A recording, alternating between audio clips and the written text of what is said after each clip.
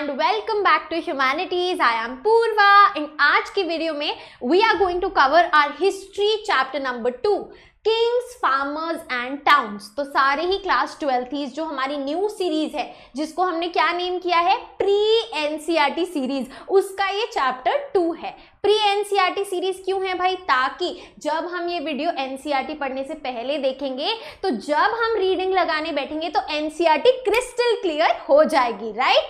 बहुत अच्छे। तो किंग्स, फार्मर्स एंड टाउन शुरू करेंगे जैसे मैंने बताया है, क्योंकि अब आपका जो 2025 के बोर्ड्स हैं, राइट, उसके ऑनवर्ड्स जो अब अपना बोर्ड्स का पैटर्न है वो क्या रहेगा, ज्यादा से ज्यादा कंपीटेंसी बेस्ड क्वेश्चंस रहेंगे। तो आपको कॉन्सेप्ट क्लैरिटी होनी चाहिए। तो हमें क्या करना है, हिस्ट्री को लिंकेज बना के हर एक चैप्टर को जोड़ के चलना है, राइट? थोड़ा सा लिंक बना लेते हैं जी। पिछले चैप्टर में हमने क्या पढ़ा था कि इंडस वैली सिविलाइजेशन जो है हमारी वो 3300 BCE से शुरू हुई एंड अप्रोक्सीमेटली 1300 BCE तक चली। कहीं पे आपको ये 1500 मिलेगा, कहीं पे 1300 मिलेगा। जो टाइमलाइन होती है वो अप्रोक्सीमेट होती है क्योंकि हमें ये नहीं पता कि पर्टिकुलरली प्रॉपर कब एंड हुआ है, राइट? ठीक है, तो हमने कैटेगराइज किया भाई 3300 BCE से जो 2600 BCE है वो हमारा अर्ली हड़प्पन कल्चर है ना।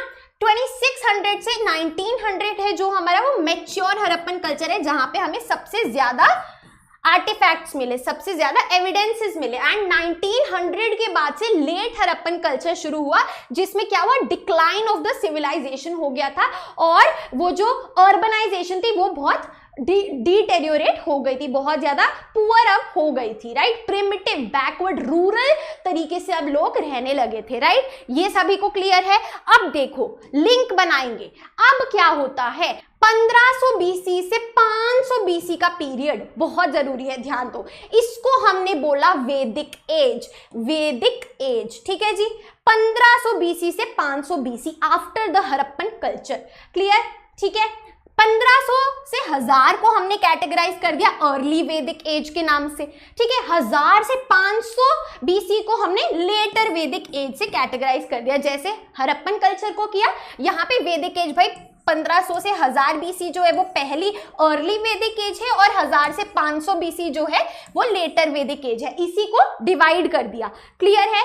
अब क्या डिफरेंस है भाई, अर्ली वैदिक एज 1500 से 1000 BC में बनी हमारी ऋग्वेद, ठीक है, हमारी ऋग्वेद कंपोज हुई थी, इसीलिए इसको वैदिक एज बोला गया है। और लेटर वैदिक एज 1000 BC ऑनवर्ड्स क्या हुआ था, अदर जो हमारी वेदास हैं जैसे कि सामवेद, यजुर्वेद, अथर्ववेद, उपनिषद, और आप देखेंगे कि ब्राह्मणास जो रूल्स रेगुलेशंस बनाने लगे वो हमारा 1000 BC के बाद से हुआ, क्लियर? ये क्लैरिटी आनी बहुत ज्यादा जरूरी है। बहुत अच्छे। ऋग्वेद क्या है भाई, oldest religious text, oldest written religious text in India, ठीक है। सबसे पहले ऋग्वेद बनी थी, राइट? एंड उसके बाद लेटर वैदिक एज में बाकी सारी वेद बननी शुरू हुई, उपनिषद बननी शुरू हुई, क्लियर? बहुत अच्छे, आगे चलते हैं। तो चलिए भाई इसी सेम कॉन्सेप्ट को हमारी एनसीईआरटी में कैसे बताए, ध्यान देंगे। Developments between 1900 BCE and 600 BCE। तो हमने देखा था 1900 ऑनवर्ड्स डिक्लाइन ऑफ हड़प्पा हुआ, लेट हड़प्पन कल्चर हुआ, है ना।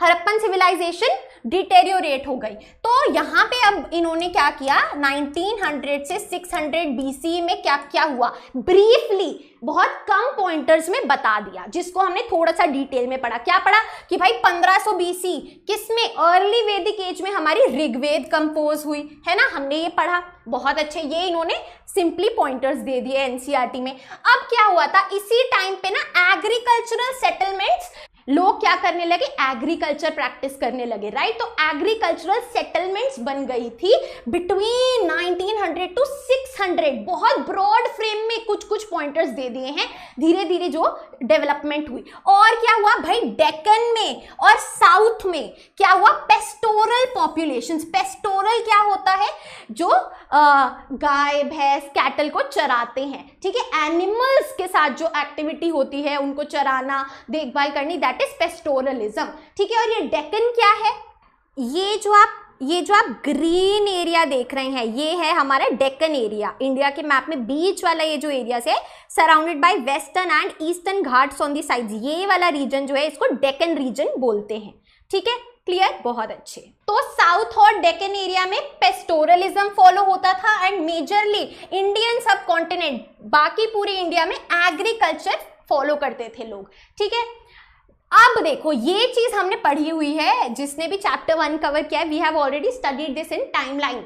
Megalith culture developed in central and south India, ये है आयरन एज, जो हमने पूरा एजेस वाला टाइमलाइन पढ़ा ना, आयरन एज, जो मैंने कहा था कि इस टाइम जो है मेगालिथ एज या फिर आयरन एज जो है साउथ में शुरू हो गई थी। Right, what is the timeline? यहाँ पे देखो आपका जो चैप्टर 1 है उसी में 1000 BCE ऑनवर्ड्स मेगालिथ कल्चर लिखा है, 1000 BCE।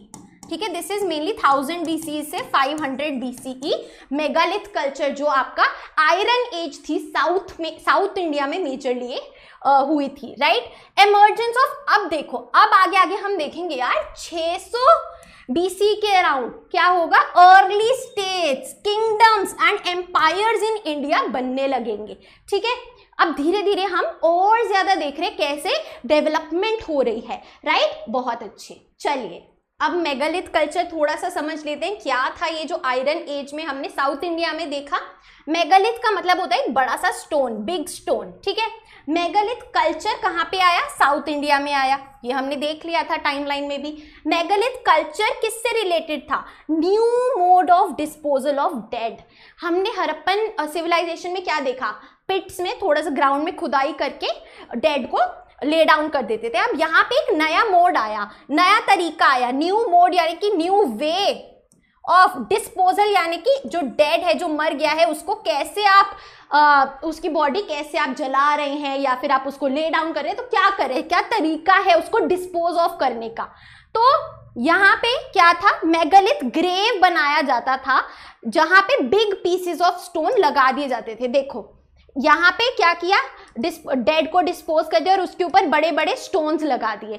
समझे बात? ठीक है, अब आप इसको किस चीज से रिलेट कर सकते हो, जो हम देखते हैं ना वेस्ट में क्रिश्चियंस की जो सेमेट्री होती है ना, वहां पे स्टोन पे जो डेड है उसका नाम लिखा जाता था और नीचे वहां पे उनको ले डाउन कर दिया जाता था। Similarly, right, megaliths contain skeletons, pottery and iron objects. तो क्या क्या मिला मेगालिथ्स में से, भाई स्केलेटन्स मिले। ठीक है, जो ढांचा था, जो the person who was dead उसका स्केलेटन मिला, ढांचा मिला, पॉटरी मिली, भाई पॉट्स मिले, ऑर्नामेंट्स मिले, आयरन के बने ऑब्जेक्ट्स मिले। इसीलिए इस एज को आयरन एज को बिलोंग किया। क्यों? क्योंकि आयरन के बने ऑब्जेक्ट्स मिले। समझे बात? बहुत अच्छे। आई होप सभी को यहाँ पे क्लैरिटी आ गई है। बहुत आसान भाषा से हमने यहाँ तक कवर कर लिया है। आगे चलने से पहले मैं आपको बता दूं कि हमारी खुद की वेबसाइट भी है और खुद का ऐप भी है। राइट, तो सारी लिंक जो है वो आपको डिस्क्रिप्शन बॉक्स में मिलेगी। फटाफट से जाके ऐप डाउनलोड कर लो, वहां पे आपको नोट्स मिलेंगे। राइट, वहां पे आपको बहुत सारे अवेलेबल कोर्सेज मिलेंगे, फ्री रिसोर्सेज मिलेंगे और हमारी लाइव क्लासेस भी आने वाली हैं, तो वो भी वहीं पे मिलेंगी। चलिए, अब एक बहुत इंपॉर्टेंट कॉन्सेप्ट आ रहा है। अभी तक हमने क्या किया, 1900 से 600 BC की बात करी। अब हम 600 BC ऑनवर्ड्स बात करेंगे कि उसके बाद क्या हुआ।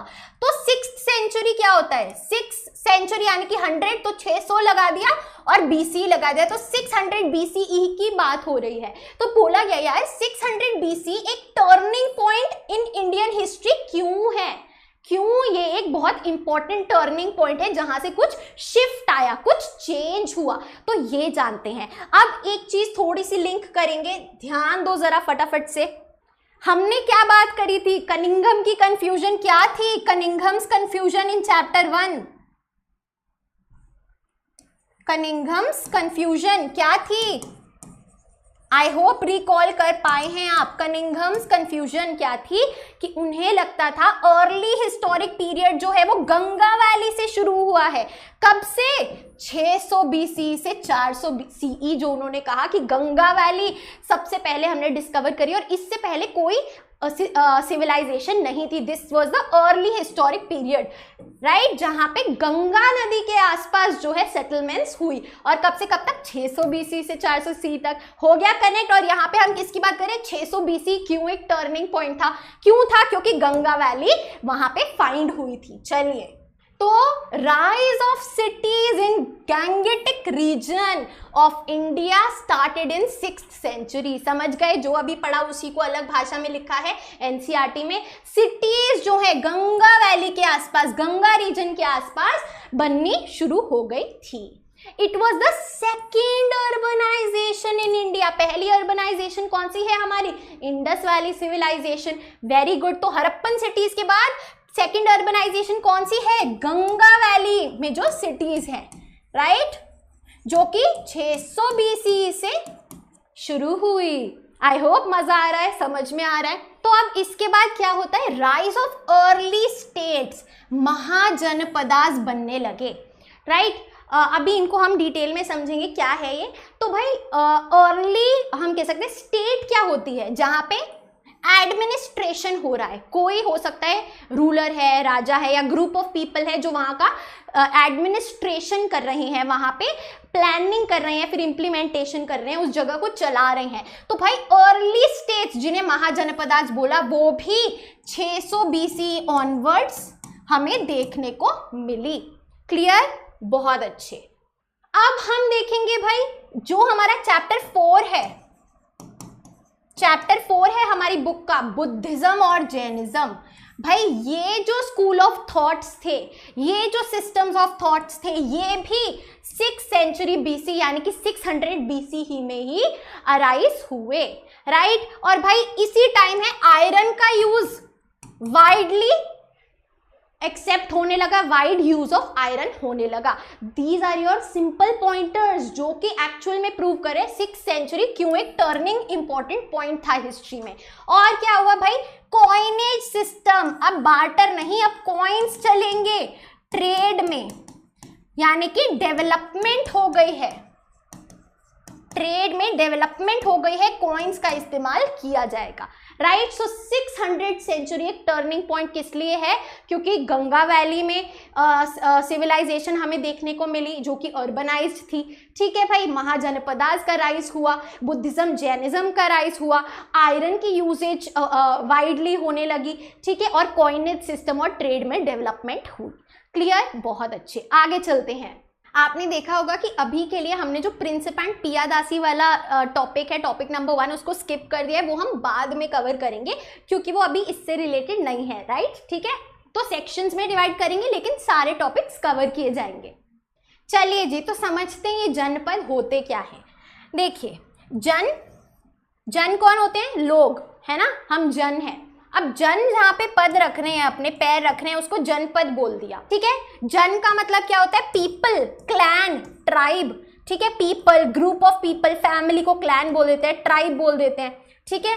जनपद, लैंड वेयर जन सेटल्ड, जहां पे वो लोग सेटल्ड हैं वो जगह। और महाजनपद भाई लार्ज जनपद, ठीक है, बड़े बड़े जनपद को महाजनपद बोलते हैं, ठीक है। चलिए भाई, तो महाजनपद के क्या फीचर्स थे? इंपॉर्टेंट है ये। तो महाजनपद वर अर्ली स्टेट्स और पॉलिटिकल इंस्टीट्यूशंस इन इंडिया।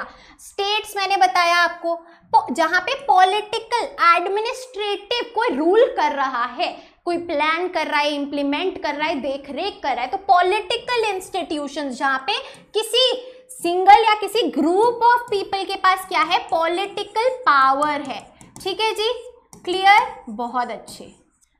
तो सम महाजनपदास वर रूल्ड बाय राजा और किंग। तो भाई कुछ तो राजा या फिर किंग रूल करते थे कुछ महाजनपदा पे। तो कुछ महाजनपदों में ओलिगार्कीज या फिर रिपब्लिक्स यानी कि ग्रुप ऑफ पीपल रूल करते थे, ठीक है, सेट ऑफ पीपल। क्लियर? बहुत अच्छे।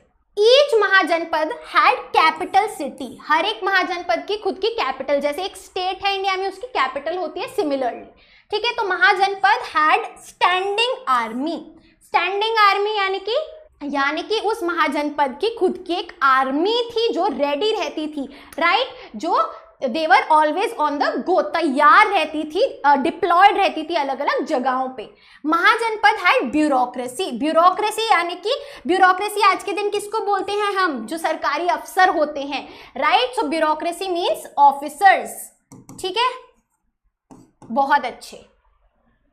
तो भाई 16 महाजनपद थे, 16 महाजनपद थे, क्लियर। क्या क्या नाम है, गंधार, कंबोज, कुरु, सुरसेना, पंचाला, कोसाला, आपका कोलिया, सकिया, वज्जी, माला, काशी, मगध, अंगा, वंगा, वमसा, छेदी, अवंती और Matsya. These were the 16 Mahajanapadas, clear. And this is the picture of the Magadha empire. अभी चलेंगे उस पे, ठीक है। मगध, ये देखो हमने यहाँ पे पढ़ा, मगध एक महाजनपदा था। ओलिगार्की को हम गानास या संघर्ष भी बोल सकते हैं, क्यों, क्योंकि यहाँ पे ग्रुप ऑफ पीपल शेयर करते थे पावर, एक संघ बना लिया है, ग्रुप बना लिया, right, where power shared by number of men. बहुत अच्छे। इसके बाद हमारा एक और, इसमें एक और चीज है कि जो कैपिटल सिटी है वो फोर्टिफाइड होती थी, फोर्टिफाइड यानी कि वॉल्ड, ठीक है, फॉर सेफ्टी। एक और चीज है जो हमने देखा 6th सेंचुरी ऑनवर्ड्स, ब्राह्मणास जो है they started composing धर्म सूत्रास, धर्म सूत्रास, ठीक है, जिसमें वो रूल्स लिखते थे जो कि किंग्स को फॉलो करने चाहिए, ठीक है जी। किंग्स को बोला जाता था कि यू कैन कलेक्ट टैक्सेस, आप टैक्सेस लो भाई, जो आर्टिजन्स हैं, जो ट्रेडर्स हैं, जो एग्रीकल्चरलिस्ट्स हैं, राइट, उनसे थोड़ा सा आप क्रॉप प्रोड्यूस ले सकते हो टैक्सेस के नाम पे, राइट। तो all this was mentioned in the धर्म सूत्रास बाय ब्राह्मणास। बहुत अच्छे, आगे चलते हैं। तो वन ऑफ द 16 महाजनपदास में था Magadha, which was the most powerful mahajanapada, right. तो rise and success of Magadha जानते क्यों मगध जो है सबसे ज्यादा पावरफुल महाजनपद था। भाई ये जो पीरियड है 600 से 400 BCE के बीच में Magadha became the most powerful mahajanapada. और ये मगध है कहाँ पे भाई, प्रेजेंट डे बिहार में मगध है, ठीक है, बहुत अच्छे। तो भाई सबसे पहली बात है कि मगध जो है वो एक फर्टाइल रीजन था, फर्टाइल रीजन जहां पे अच्छे से एग्रीकल्चर हो सके, खेती हो सके, ठीक है। दूसरी चीज क्या है, वहां पे आयरन डिपॉजिट्स काफी ज्यादा थे, यहाँ पे आयरन के डिपॉजिट्स काफी ज्यादा थे, ठीक है। तो आयरन एक्सट्रैक्ट हो सकती थी, रिच इन रिसोर्सेज हो गया। तीसरी चीज क्या है, एलिफेंट्स बहुत ज्यादा थे यहाँ पे, जो कि आर्मी में इस्तेमाल किए जा सकते थे। फोर्थ चीज क्या है भाई, ये गंगा वैली में था, यानी कि गंगा रिवर के आसपास था, उसकी ट्रिब्यूटरीज जो थी इस रीजन के आसपास थी। तो भाई कम्युनिकेशन, ट्रांसपोर्ट, एग्रीकल्चर, इन सब के लिए फायदेमंद है, राइट। प्रॉस्पेरस रीजन है, वहां पे भाई आपको इरिगेशन के लिए पानी भी है, ट्रेड के लिए भी पानी है, जिससे कम्युनिकेशन हो सकता है। बहुत अच्छी बात है। आगे देखिए, नेक्स्ट नंबर 5, मगध की कैपिटल्स को काफी स्ट्रैटेजिक तरीके से चुना जाता था, strategic location of Capitals choose करी जाती थी, सोच समझ के क्या बेहतर रहेगा। जैसे कि पहले थी राजगिर, राजगाह भी बोलते हैं, राजगाह या राजगिर जो थी कैपिटल थी मगध की, क्यों, क्योंकि वो फोर्टिफाइड रीजन था और हिल्स में था, क्लियर। फिर उसको क्या किया गया, शिफ्ट कर दिया गया पाटलिपुत्र पे। पाटलिपुत्र कैपिटल क्यों बनी, क्योंकि भाई यहाँ पे कम्युनिकेशन बहुत आसान था रिवर गंगा के तरफ से। रिवर गंगा थी, क्योंकि रिवर गंगा थी तो ट्रेड और कम्युनिकेशन इजीली हो सकता था। दैट इज व्हाई पाटलिपुत्र को फिर कैपिटल बना दिया गया। और ये कब हुआ, आपका 400 BCE में पाटलिपुत्र बिकेम द कैपिटल। बहुत अच्छे भाई। Powerful and ambitious rulers, powerful सबको पता है, एम्बिशियस यानी कि ऐसा शख्स जिसका विजन बहुत बड़ा है, जो बहुत पॉजिटिव है, ऑप्टिमिस्टिक है कि मैं ये करूंगा, मैं इसको कॉन्कर करूंगा, मैं पूरा रूल करूंगा एम्पायर, राइट। तो भाई ऐसे जो रूलर्स थे वो कौन थे, बिंबिसारा, अजातशत्रु और महापद्मनंदा। अभी इनका पूरा मैं कॉन्सेप्ट आपको ऐसे क्लियर कर दूंगी, जैसे मैंने बताया लिंक बनानी है तो थोड़ा सा हमें जानना पड़ेगा पहले कौन आया, चल क्या रहा है, ठीक है। बहुत अच्छे, ये देखिए, ये है बिंबिसारा, ये है अजातशत्रु, ये है महापद्मनंदा। अभी जानेंगे ये है कौन। This is the fourth capital Rajagaha, ये है राजगाह, ठीक है जी। एंड ये है वॉर एलिफेंट्स जो कि इस्तेमाल किए जाते थे। बहुत अच्छे, आगे चलते हैं। तो अब ध्यान से देखना बहुत ज़्यादा। अब हम बात करेंगे कैसे मगध जो एक महाजनपदा था, राइट, तो मगध हम कह सकते हैं किंगडम या एम्पायर में बदल गया था। डिफरेंट डायनेस्टी आके उस पर रूल करने लगी थी। तो सबसे पहले जो डायनेस्टी थी वो थी हर्यंका डायनेस्टी, जिसके पहले रूलर थे बिंबिसारा, जो हमने पढ़ा ना, ग्रेट रूलर्स लाइक बिंबिसारा। तो he was from Haryanka dynasty और उन्होंने 544 से 492 BC तक मगध पे रूल किया। उनके बेटे जो थे उनके बाद आए अजातशत्रु, ठीक है, अजातशत्रु आए इन 492 टिल 460 BCE एंड फिर कई सारे इनके बेटे अदर सक्सेसर्स आए। क्लियर। उसके बाद देखो, उसके बाद हम आते हैं शिशुनाग डायनेस्टी पे, जिसके बारे में हमारी एनसीईआरटी में ज्यादा डिटेल्स नहीं है, तो मैं पूरी आपको हिस्ट्री नहीं कराऊंगी, मेंशन करिए। उसके बाद हर्यंका के बाद शिशुनाग डायनेस्टी आई एंड उसके बाद नंदा डायनेस्टी आई। नंदा डायनेस्टी 345 BC अराउंड आपकी आई, 345 से 321 BC तक। ये फर्स्ट नॉन क्षत्रिय डायनेस्टी थी। Who was the first ruler, जिनकी हमने फिर अभी एनसीईआरटी में बात सुनी, Mahapadma Nanda. He was the first शूद्र टू रूल, ठीक है, महापद्म नंदा, ठीक है जी। उनके बाद इनके जो बेटे थे धनानंद, वो पावर में आए। Dhanananda he was very corrupt and cruel ruler, right. तो अब क्या हुआ, आगे देखोगे आप कि इस टाइम जब धनानंद रूलर थे तो अलेक्जेंडर द ग्रेट जो है वो आए to conquer the Indian subcontinent, but he did not attack Magadha region. क्यों? क्योंकि बहुत पावरफुल था वो रीजन। तो भाई इस टाइम चाणक्य जो कि तक्षशिला के एक स्कॉलर थे, राइट, उन्होंने धनानंद से हेल्प मांगी कि भाई हमें हेल्प करो टू सेव फ्रॉम अलेक्जेंडर, लेकिन उन्होंने मना कर दिया। तो अब क्या हुआ, अब Chanakya reached out to Chandragupta Maurya, ठीक है। अब चंद्रगुप्त मौर्य से जब उन्होंने हेल्प मांगी तो ऑब्वियसली अब क्या हुआ, चंद्रगुप्त मौर्य ने धनानंद को हरा के मौर्यन एम्पायर एस्टैब्लिश किया, ठीक है जी। So Mauryan empire was established in 322, तो 322 से 185 BC तक आपका मौर्यन एम्पायर चला, जिसकी अब हम एनसीईआरटी में डिटेल में बात करेंगे, समझे आप। तो भाई मौर्यन एम्पायर के पहले रूलर कौन थे, चंद्रगुप्त मौर्य। उसके बाद कौन है, बिंदुसार, उनके बेटे, ठीक है। और उसके बाद बिंदुसार के 3 बेटे थे, उनमें से अशोक बिकेम द रूलर, ठीक है, जिसको हम अभी पढ़ेंगे डिटेल में, देवनामपिया या फिर पियादासी के नाम से बुलाते हैं। तो Ashok was one of the greatest rulers of that time. 268 से 232 BC तक इन्होंने रूल किया। आई होप अब सभी को ना थोड़ी सी क्लैरिटी आ रही है कि यार चल क्या रहा है। ये जो एनसीईआरटी में आउट ऑफ नोवेयर कुछ भी नाम दे दिए हैं, राइट, तो ये उसका हमने थोड़ा सा कनेक्शन बनाया है ताकि आप रिलेट कर सको यार, है ना, कि हो क्या रहा है। क्लियर, बहुत अच्छे। अब चलते अपनी एनसीईआरटी पे। चलिए, तो मौर्यन एम्पायर जो हमने जाना भाई, how did we lead up to Mauryan empire. Mauryan empire किसने एस्टैब्लिश किया, चंद्रगुप्त मौर्य ने। कब, 321 BCE में, राइट। कैपिटल क्या थी मौर्यन एम्पायर की, पाटलिपुत्र, ठीक है, Pataliputra. First empire in India है क्योंकि ये बहुत वाइड स्प्रेड हुआ था, ठीक है, बहुत ज्यादा वाइड स्प्रेड हुआ था, बहुत सारी टेरिटरीज को इंक्लूड किया गया था कॉन्कर करके by the Mauryas. First 3 Mauryan emperors कौन है, नंबर 1 चंद्रगुप्त मौर्य, फिर बिंदुसार एंड फिर अशोका, जो हमने पढ़ा, ठीक है जी, बहुत अच्छे। अब now this is the most important topic, that how do we get to know about the Mauryan empire. हमें पता कैसे चलता है मौर्यन एम्पायर के बारे में, ये सब क्या सोर्सेज हैं जिनसे हमें पता लगता है मौर्यन एम्पायर के बारे में। तो सबसे पहला सोर्स है हमारा इंडिका। इंडिका क्या है, Indica we can say book of accounts written by Megasthenes. Megasthenes कौन था भाई, he was a Greek ambassador to the Mauryan empire, ठीक है, ग्रीस से आया एक एम्बेसडर था in the court of Chandragupta Maurya, right. उसके बाद जो हमारा दूसरा सोर्स है वो है अर्थशास्त्र ऑफ कौटिल्य। कौटिल्य कौन है, कौटिल्य इज चाणक्य का दूसरा नाम, ठीक है। Chanakya was a minister in the court of Chandragupta Maurya. तो उन्होंने जो अर्थशास्त्र लिखी है उसमें कई बातें बताई गई हैं।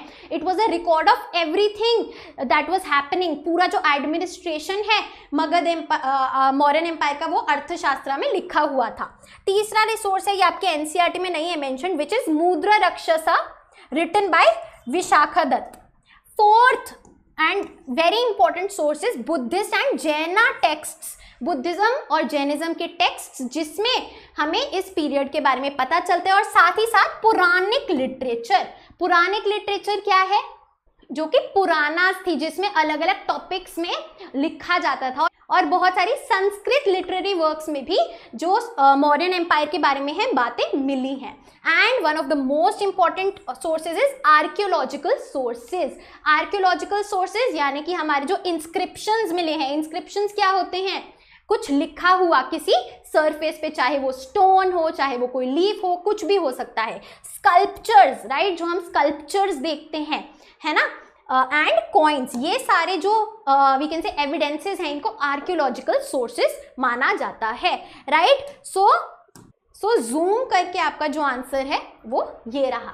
क्लियर? बहुत अच्छे, आगे चलते हैं। अब बात करते हैं अशोक की। He was the greatest Mauryan emperor. He was the greatest, सबसे ज्यादा महान मौर्यन एम्परर अशोक को माना जाता है। अब आप देखेंगे कि एक मेजर इवेंट जो हुआ ना, वो ये था कि उन्होंने 261 BCE में कलिंगा को भी हरा दिया और अपने एम्पायर के अंडर ले लिया। कलिंगा क्या है? ओडिशा। तो उन्होंने कलिंगा को भी हरा के अपने एम्पायर में ले लिया, यानी कि उनका जो एम्पायर है now it was stretched all over the Indian सब कॉन्टिनेंट। अब यार मेन बात, ये कलिंगा की जो वॉर थी, ये टर्निंग पॉइंट थी अशोक की लाइफ में। क्यों? क्योंकि बहुत ज़्यादा ब्लड शेड हुआ, बहुत ज़्यादा नुकसान हुआ, चाहे वो ह्यूमन लाइफ्स का हो या किसी भी चीज़ का हो, right. So the Kalinga war cause Ashok great sorrow, बहुत उन्होंने सैडनेस एक्सपीरियंस करी कि मैं किस रास्ते पे चल पड़ा हूँ। He became very cruel, right. So Ashok ने क्या किया? अबैंडन यानी कि छोड़ दिया पॉलिसी ऑफ कॉन्क्वेस्ट, हमला करना, कॉन्कर करना जगह को उन्होंने गिव अप कर दिया, छोड़ दिया, और उन्होंने पीस को अपना लिया, पाथ ऑफ पीस को अपना लिया, और वो उस पर चलने लगे। And he became follower of Buddhism, right. वो बुद्धिज्म फॉलो करने लगे। एंड तब जाके अब हम देखेंगे जो धम्मा की पॉलिसी है, राइट, कैसे उन्होंने प्रीच की बुद्धिस्ट फिलॉसफी को, राइट। आगे देखते हैं। तो देखिए, very very important is Ashokan inscriptions. Ashoka के इंस्क्रिप्शंस जो हैं वो एक बहुत बड़ा सोर्स है मौर्यन एम्पायर को जानने के लिए। ये देखो, एक स्टोन पे आप देख सकते हैं कुछ कुछ लिखा हुआ है जो हमें समझ में नहीं आ रहा है, क्योंकि ये प्राकृत लैंग्वेज में है, प्राकृत लैंग्वेज में है, ठीक है। चलिए, so Ashoka was the first ruler who inscribed his messages to his subjects and officials on stone rock. तो भाई अशोका पहले रूलर थे जिन्होंने अपने मैसेजेस को इंस्क्राइब यानी कि लिखा, इंस्क्रिप्शंस की तरह बनाया, है ना, लिखित किया। कहाँ? सब्जेक्ट्स यानी कि जो प्रजा है ना, और उनके जो ऑफिशियल्स हैं, ऑफिसर्स हैं, स्टोन रॉक पे वो लिख के अपने मैसेजेस बताते थे, ठीक है। तो ये जो स्टोन रॉक्स बचे हैं, इनसे हमें जानकारी मिलती है। Ashoka used inscriptions to propagate dhamma. Propagate यानी कि फैलाना, वो धम्मा को फैलाते थे इंस्क्रिप्शंस के थ्रू। ये धम्म क्या है अभी हम जानेंगे। अशोका's inscriptions provide information about his career, policies and extent of the empire। तो भाई इन्हीं इंस्क्रिप्शंस के थ्रू हमें पता चलता है अशोका का करियर कैसा रहा, कौन कौन सी पॉलिसीज उन्होंने अपनाई थी, कितना फैला हुआ था उनका मौर्यन एम्पायर, ठीक है। अशोकन इंस्क्रिप्शन की भाषा क्या थी? प्राकृत। जैसा मैंने बताया, प्राकृत लैंग्वेज में ये लिखे गए थे। लेकिन कुछ कुछ जगह जो इंस्क्रिप्शंस की भाषा है, जैसे कि नॉर्थ वेस्ट रीजन में, नॉर्थ वेस्ट यानी कि ये वाला रीजन, ठीक है, ये इंडियन सब कॉन्टिनेंट है, तो नॉर्थ वेस्ट रीजन की तरफ अरामाइक एंड ग्रीक भाषा में लिखे जाते थे। क्लियर? एंड जो स्क्रिप्ट है अशोकन इंस्क्रिप्शन की, स्क्रिप्ट जैसे हिंदी बोलते हैं लेकिन स्क्रिप्ट है देवनागरी, तो अशोकन इंस्क्रिप्शन की स्क्रिप्ट थी ब्राह्मी, ठीक है, ब्राह्मी, जिस तरीके से आप लिख रहे हैं। स्क्रिप्ट यूज्ड इन नॉर्थ वेस्ट रीजन में क्या स्क्रिप्ट थी? खरोष्टी, ठीक है। तो नॉर्थ वेस्ट को थोड़ा सा अलग से बताया है। एंड क्योंकि एम्पायर बहुत फैला हुआ था, तो अफगानिस्तान में कौन सी स्क्रिप्ट यूज होती थी? Aramaic and Greek script use होती थी अशोकन इंस्क्रिप्शंस की। क्लियर है? बहुत अच्छे। जानते हैं ये धम्म था क्या? धम्म एक पॉलिसी थी। Dhamma is a Prakrit word which means dharma in Sanskrit. तो भाई धर्म है, धम्म, धम्म प्राकृत भाषा में है, संस्कृत में उसे धर्म बोलते हैं।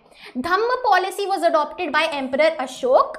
धम्म was moral and ethical code, जो आपको करना चाहिए, जो एथिक्स और मॉरल्स के हिसाब से गाइडेड है, जो सही है, righteous doing. Dhamma was not a religious practice, कोई रिलीजियस प्रैक्टिस नहीं थी। It was based on Buddhist principle, but कोई रिलीजियस प्रैक्टिस नहीं थी कि अगर आप ये रिलीजन फॉलो करते तो आपका ये रिचुअल है, ऐसा नहीं था। धम्म पॉलिसी इनिशिएटेड टू, क्या क्या होता था धम्म पॉलिसी में, क्या क्या कह सकते हैं प्रिंसिपल्स थे भाई, सोशल और रिलीजियस टेंशन्स को एलिमिनेट करो, यानी कि ये जो डिफरेंसेस है सोसाइटी में, रिलीजन कह सकते हैं रिलीजन के बेसिस पे या फिर कोई भी और बेसिस पे, चाहे वो जेंडर के बेसिस पे हो, उसको खत्म करो, रिमूव करो, इक्वालिटी लाओ। Ashok engraved his views on dhamma in rock edicts. तो भाई ये जो धम्म पॉलिसी की बातें हैं, ये इंस्क्रिप्शन के थ्रू स्टोन पे लिख के अशोक अपने सब्जेक्ट्स और ऑफिशियल्स तक पहुंचाते थे।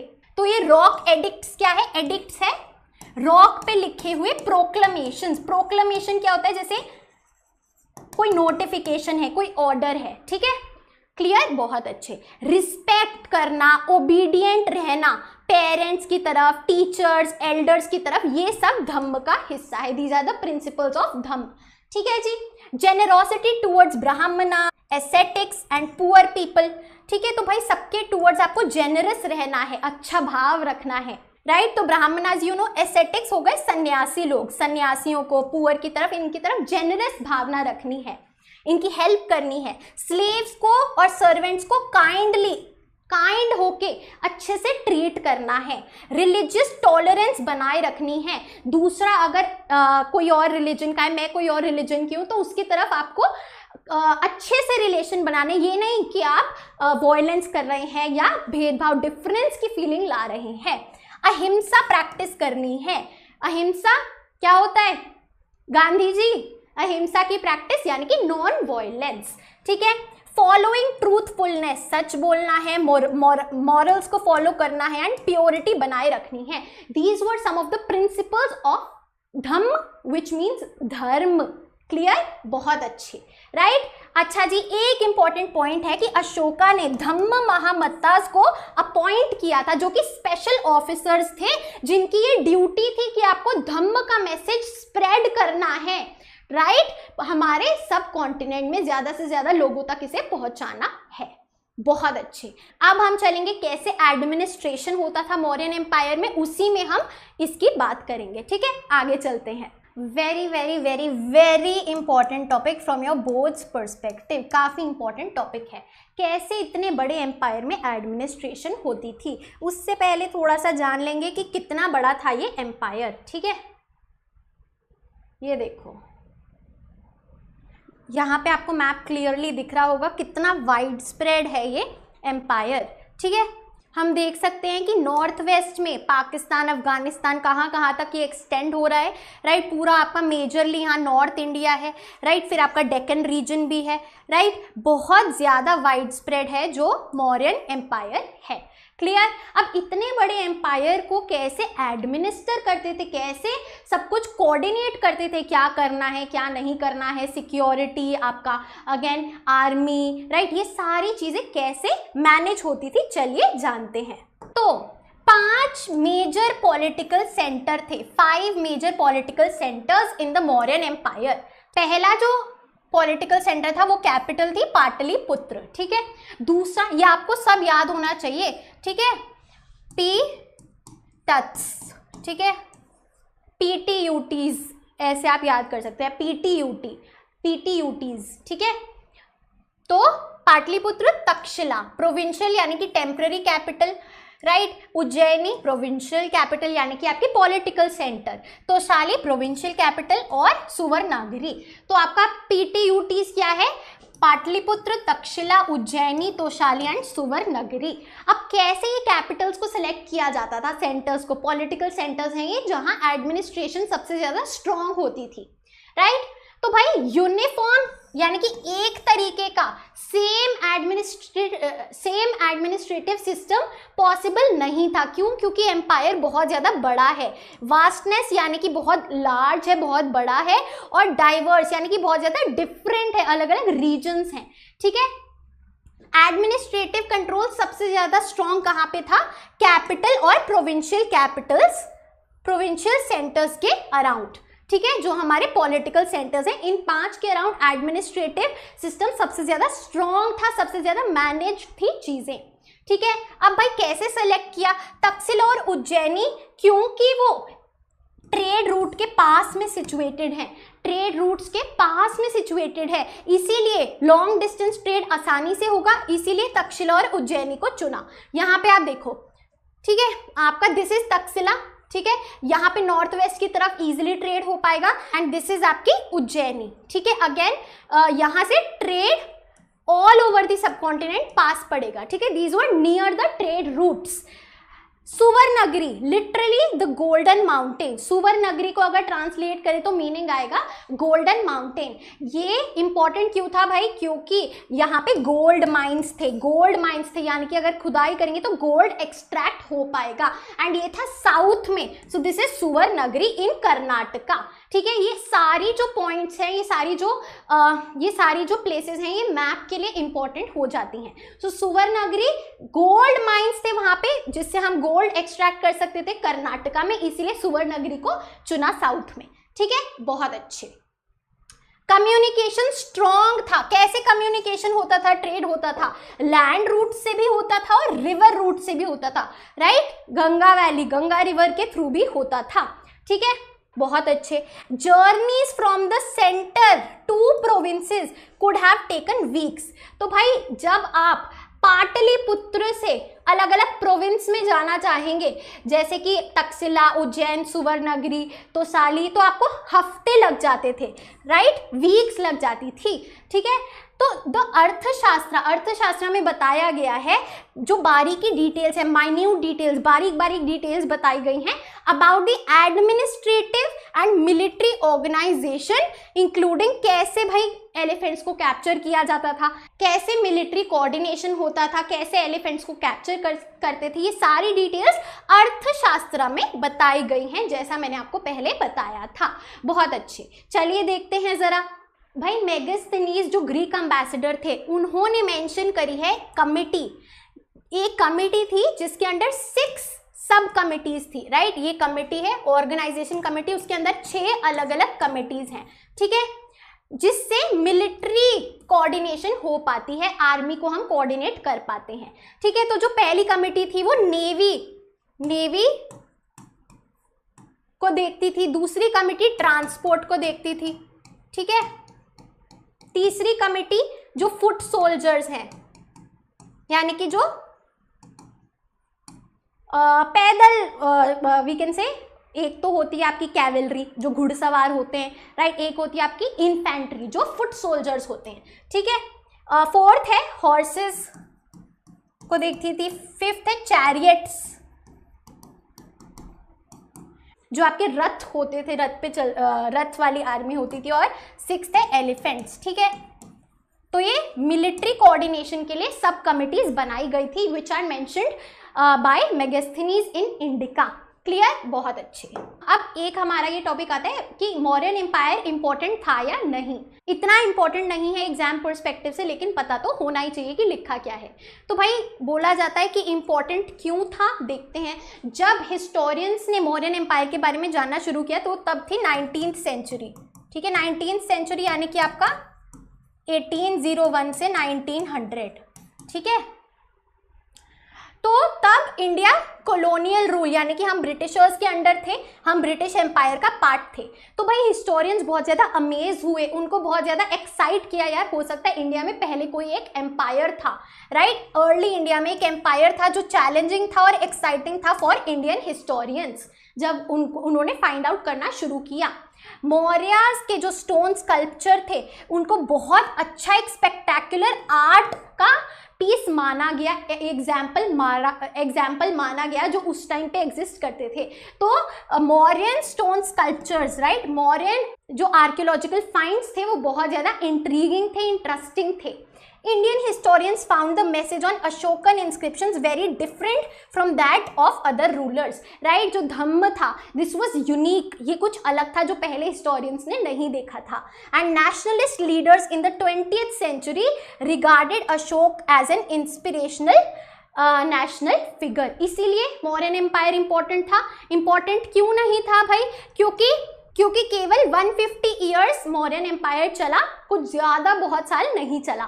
Mauryan empire did not encompass the entire subcontinent, पूरा सब कॉन्टिनेंट नहीं वो कवर कर पाए, क्योंकि साउथ में हम देखेंगे चोलास, पांड्याज, राइट, जो जैसे दिस इज द मैप, ये जो टिप है this wasn't covered by Mauryan empire. And जो हमारा नॉर्थ में वी कैन से जम्मू एंड कश्मीर रीजन है, उसमें आधा जो रीजन था it was not covered by Mauryan empire. Clear?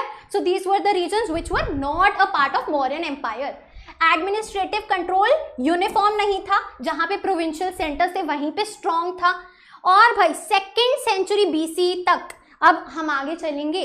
अब क्या हुआ? 2nd सेंचुरी BC यानी कि 200 BCE से क्या हुआ? छोटे छोटे नए चीफडम्स और किंगडम्स बनने लगे in several parts of the सब continent from 200 BCE onwards. So this was all about the Mauryan Empire. I hope सबको क्लैरिटी आ गई है. आगे चलते हैं. चलिए जी, अब हमने जैसे देखा मौर्यन एम्पायर डिसइंटीग्रेट होता है.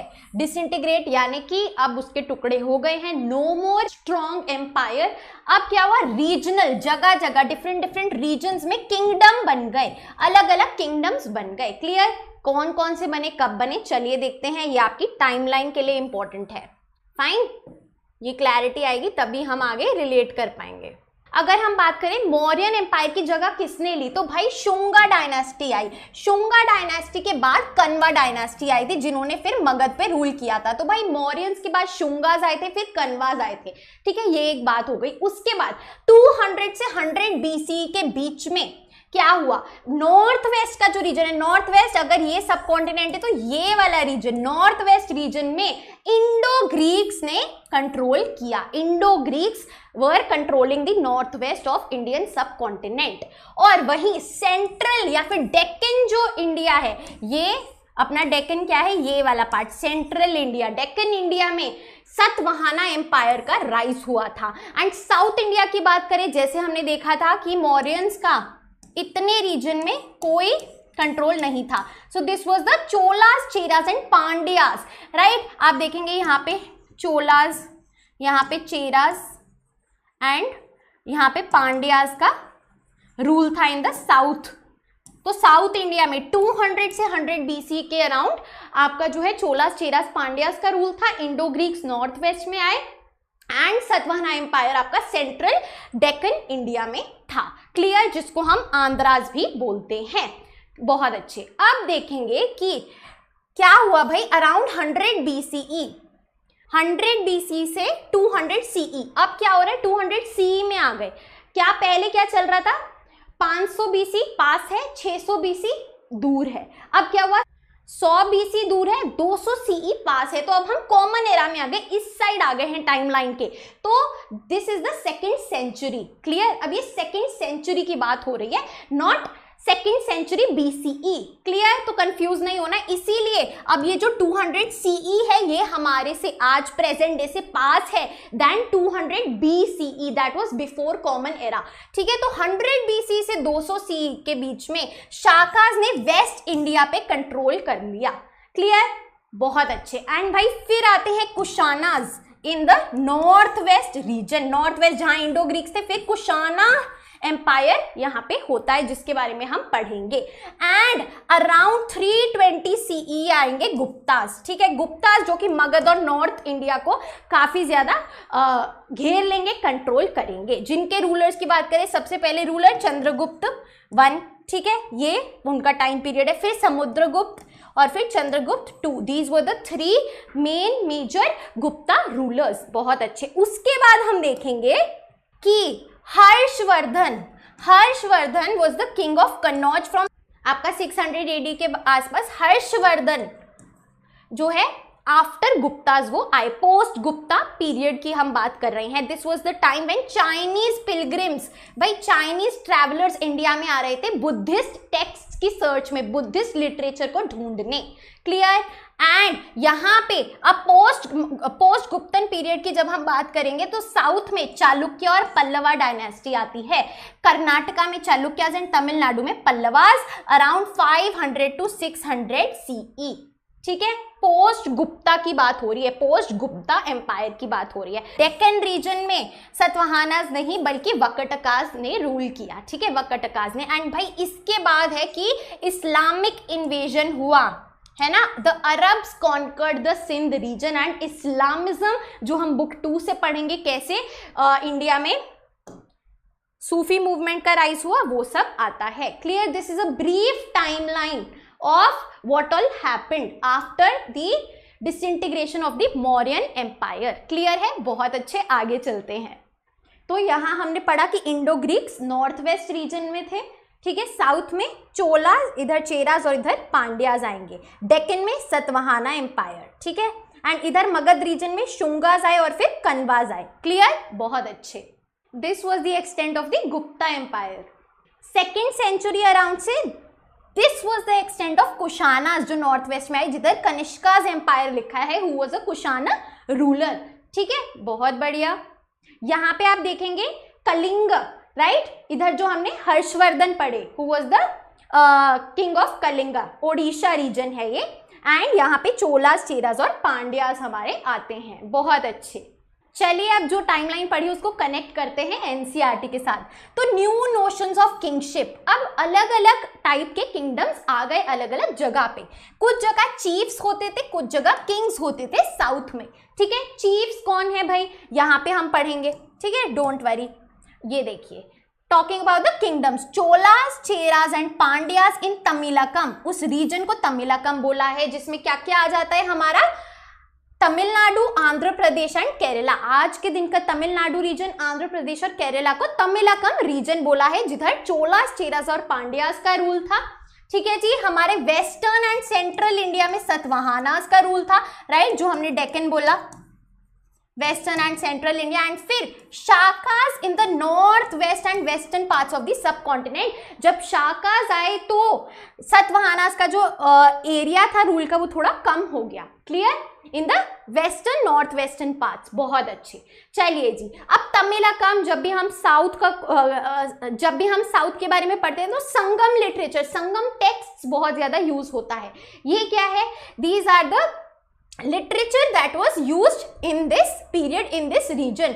Early Tamil poems describing chiefs, chiefs के बारे में जो पोएम्स बताती हैं किस तरीके से वो रिसोर्सेज को एक्वायर करते थे, यानी कि अपने अंडर रिसोर्सेज को लेते थे, चाहे वो लैंड हो चाहे वो कुछ भी हो, एंड कैसे उसको बांटते थे, राइट। ये सब हमें तमिल पोएम्स में मिला है, जिसको हम तमिल संगम लिटरेचर या तमिल संगम टेक्स्ट बोलते हैं।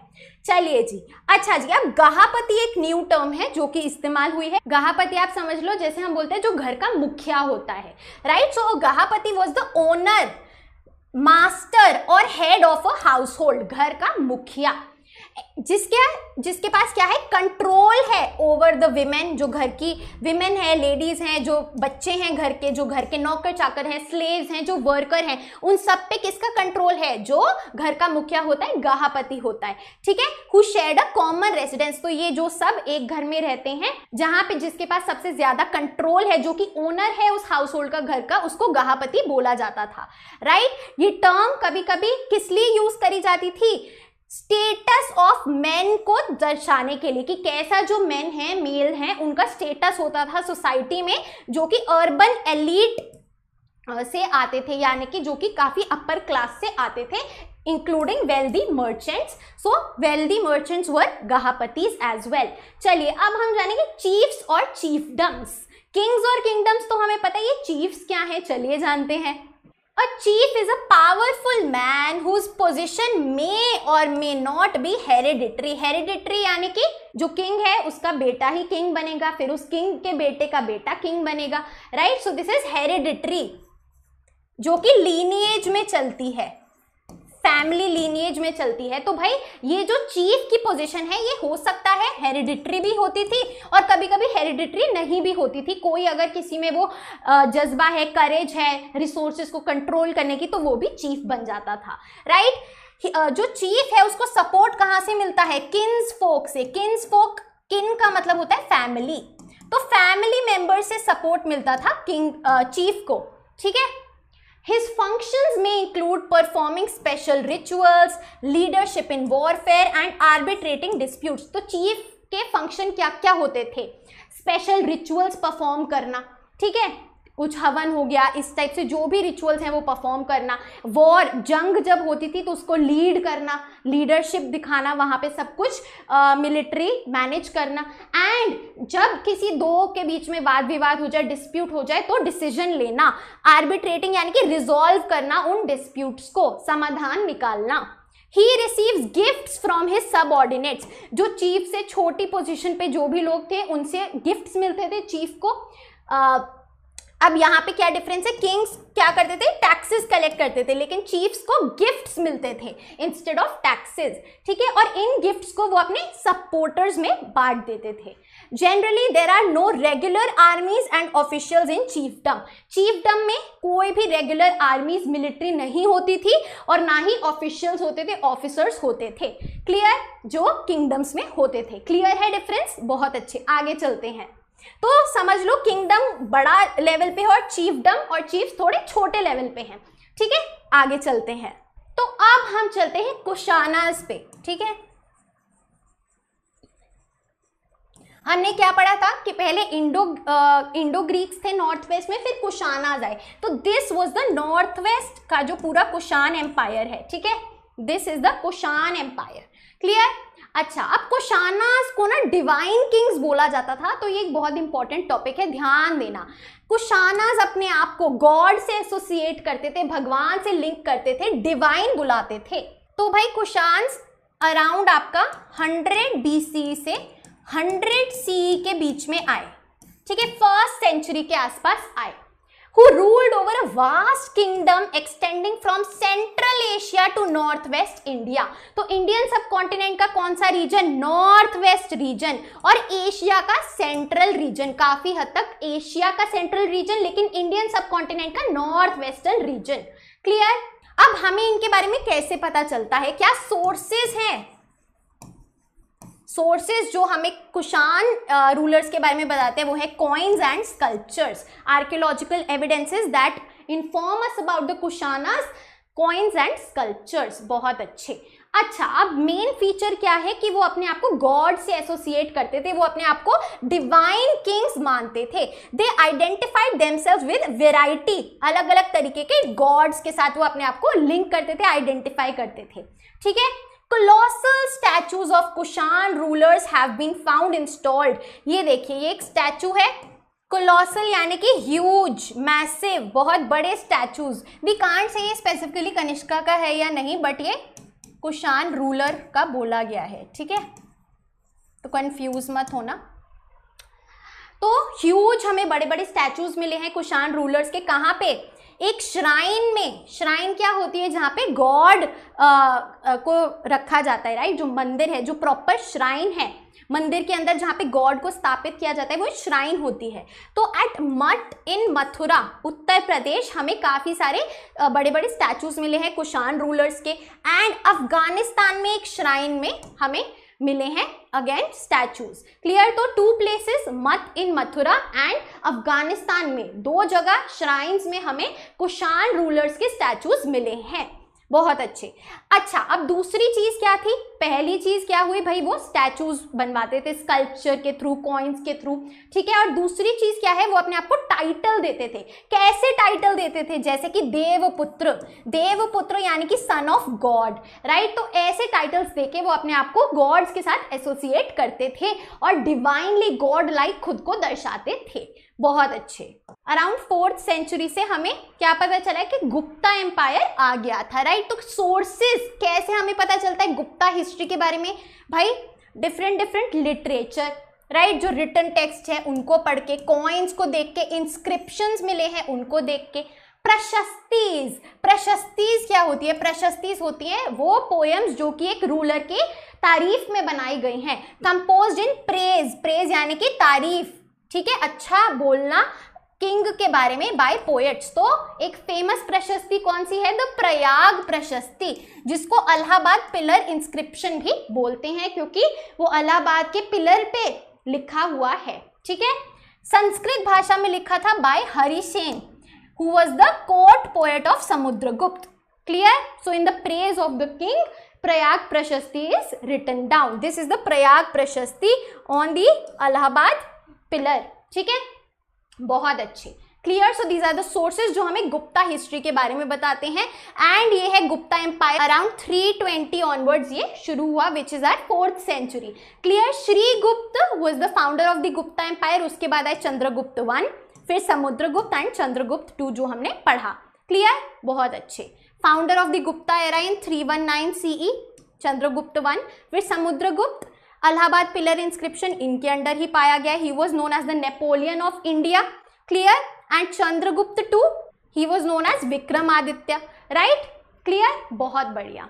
सो this is Chandragupta 1, this is Samudragupta, this is Srigupta and this is Chandragupta 2। बहुत अच्छे, ये हमने टाइमलाइन में कवर कर लिया है। चलिए, तो अभी तक हमने देखा कि सोर्सेज में क्या क्या आता था। इंस्क्रिप्शंस आते थे, कॉइन्स आते थे, स्कल्पचर आते थे, लेकिन इंस्क्रिप्शंस पूरी जानकारी तो नहीं देते, केवल वही बताते हैं जो किंग बताना चाहता था, राइट। तो हिस्टोरियंस और भी डिटेल में जानना चाहते थे about the king and the kingdom, right. तो देखा कि ऑर्डिनरी लोग तो लिख नहीं रहे हैं, उधर उस टाइम कोई लिखता नहीं था, हमारे पास कोई ऑर्डिनरी पीपल के अकाउंट्स नहीं है, तो कैसे जो है हम जाने इसके बारे में। तो भाई हिस्टोरियंस ने जटकास एंड पंचतंत्रास को एग्जामिन किया, जो कहानियां लिखी गई थी around the middle of 1st millennium CE। 1st millennium CE के बीच में, मिडल में पाली भाषा में, पाली भाषा थी ऑर्डिनरी लोगों की भाषा, उसमें जो ओरल कहानियां चलती आई थी, इतने सालों से सुनते थे लोग, उसको लिखा गया था। तो इन्हीं जटकास को, इन्हीं पंचतंत्रास को हिस्टोरियंस ने पढ़ा और जानने की कोशिश करी कि उस टाइम पे क्या ऑर्डिनरी पीपल बोलते थे, सोचते थे, क्या होता था, उनकी लाइव्स कैसी थी। तो स्पेसिफिकली द गंदा तिंडू जटका की बात हुई है, जिसमें बताया है कि जो किंग था वो बहुत ज़्यादा क्रूअल था, अत्याचारी था, एंड उसके सब्जेक्ट्स बहुत ज़्यादा ही टॉर्चर्ड थे उससे, राइट। तो ये एक कहानी है जिसमें भाई फिर वो जो राजा है वो भेष बदल के जाता है, इन डिस्गाइज, यानी कि अपना भेष बदल के जाता है जानने के लिए अपनी प्रजा में कि वो मेरे बारे में क्या सोचते हैं। और फिर उसे पता चलता है कि हर कोई तो मुझे गाली दे रहा है, कर्स कर रहा है कि भाई हम बहुत ज़्यादा दुखी हैं, राइट। रात को भाई चोरी होती है और दिन में टैक्स कलेक्टर्स आके टैक्स ले जाते हैं, हमारे पास तो कुछ बचता ही नहीं है, right. So this is an example, right. तो इन सिचुएशन से बचने के लिए जो ऑर्डिनरी पीपल थे वो विलेज छोड़ देते थे, गांव छोड़ देते थे और फॉरेस्ट्स में चले जाते थे, क्योंकि वहां कोई टैक्स नहीं होता था। Clear, these are some of the stories. Panchatantra, right, Hindi में है, ये इंग्लिश में है।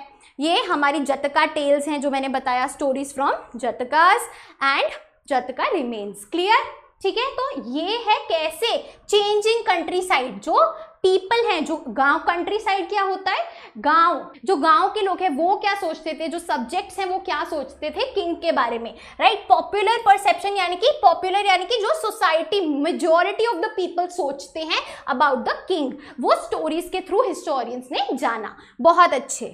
अच्छा, तो हमने पढ़ा कि भाई लोग क्या करते थे, गांव छोड़ के फॉरेस्ट में रहने चले जाते थे। वहीं कुछ लोग ऐसे भी थे जो क्या करते थे, असल में सोचते थे कि मैं जो है अपना क्रॉप प्रोड्यूस बढ़ाऊं, ज्यादा खेती करूं ताकि मैं टैक्स अच्छे से दे पाऊं।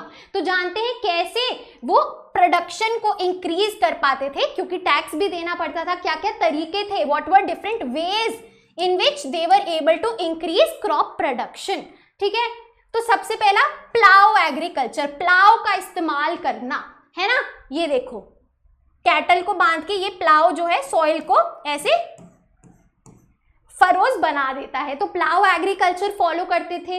ये स्पेशली जो रिवर वैलीज हैं जहां पे फर्टाइल अलुवियल सॉइल होता था, वहां पे प्रैक्टिस होता था, in river valleys of Ganga and Kaveri river, ठीक है। बहुत अच्छे। And plough agriculture 6th century BC onwards use होने लगा था।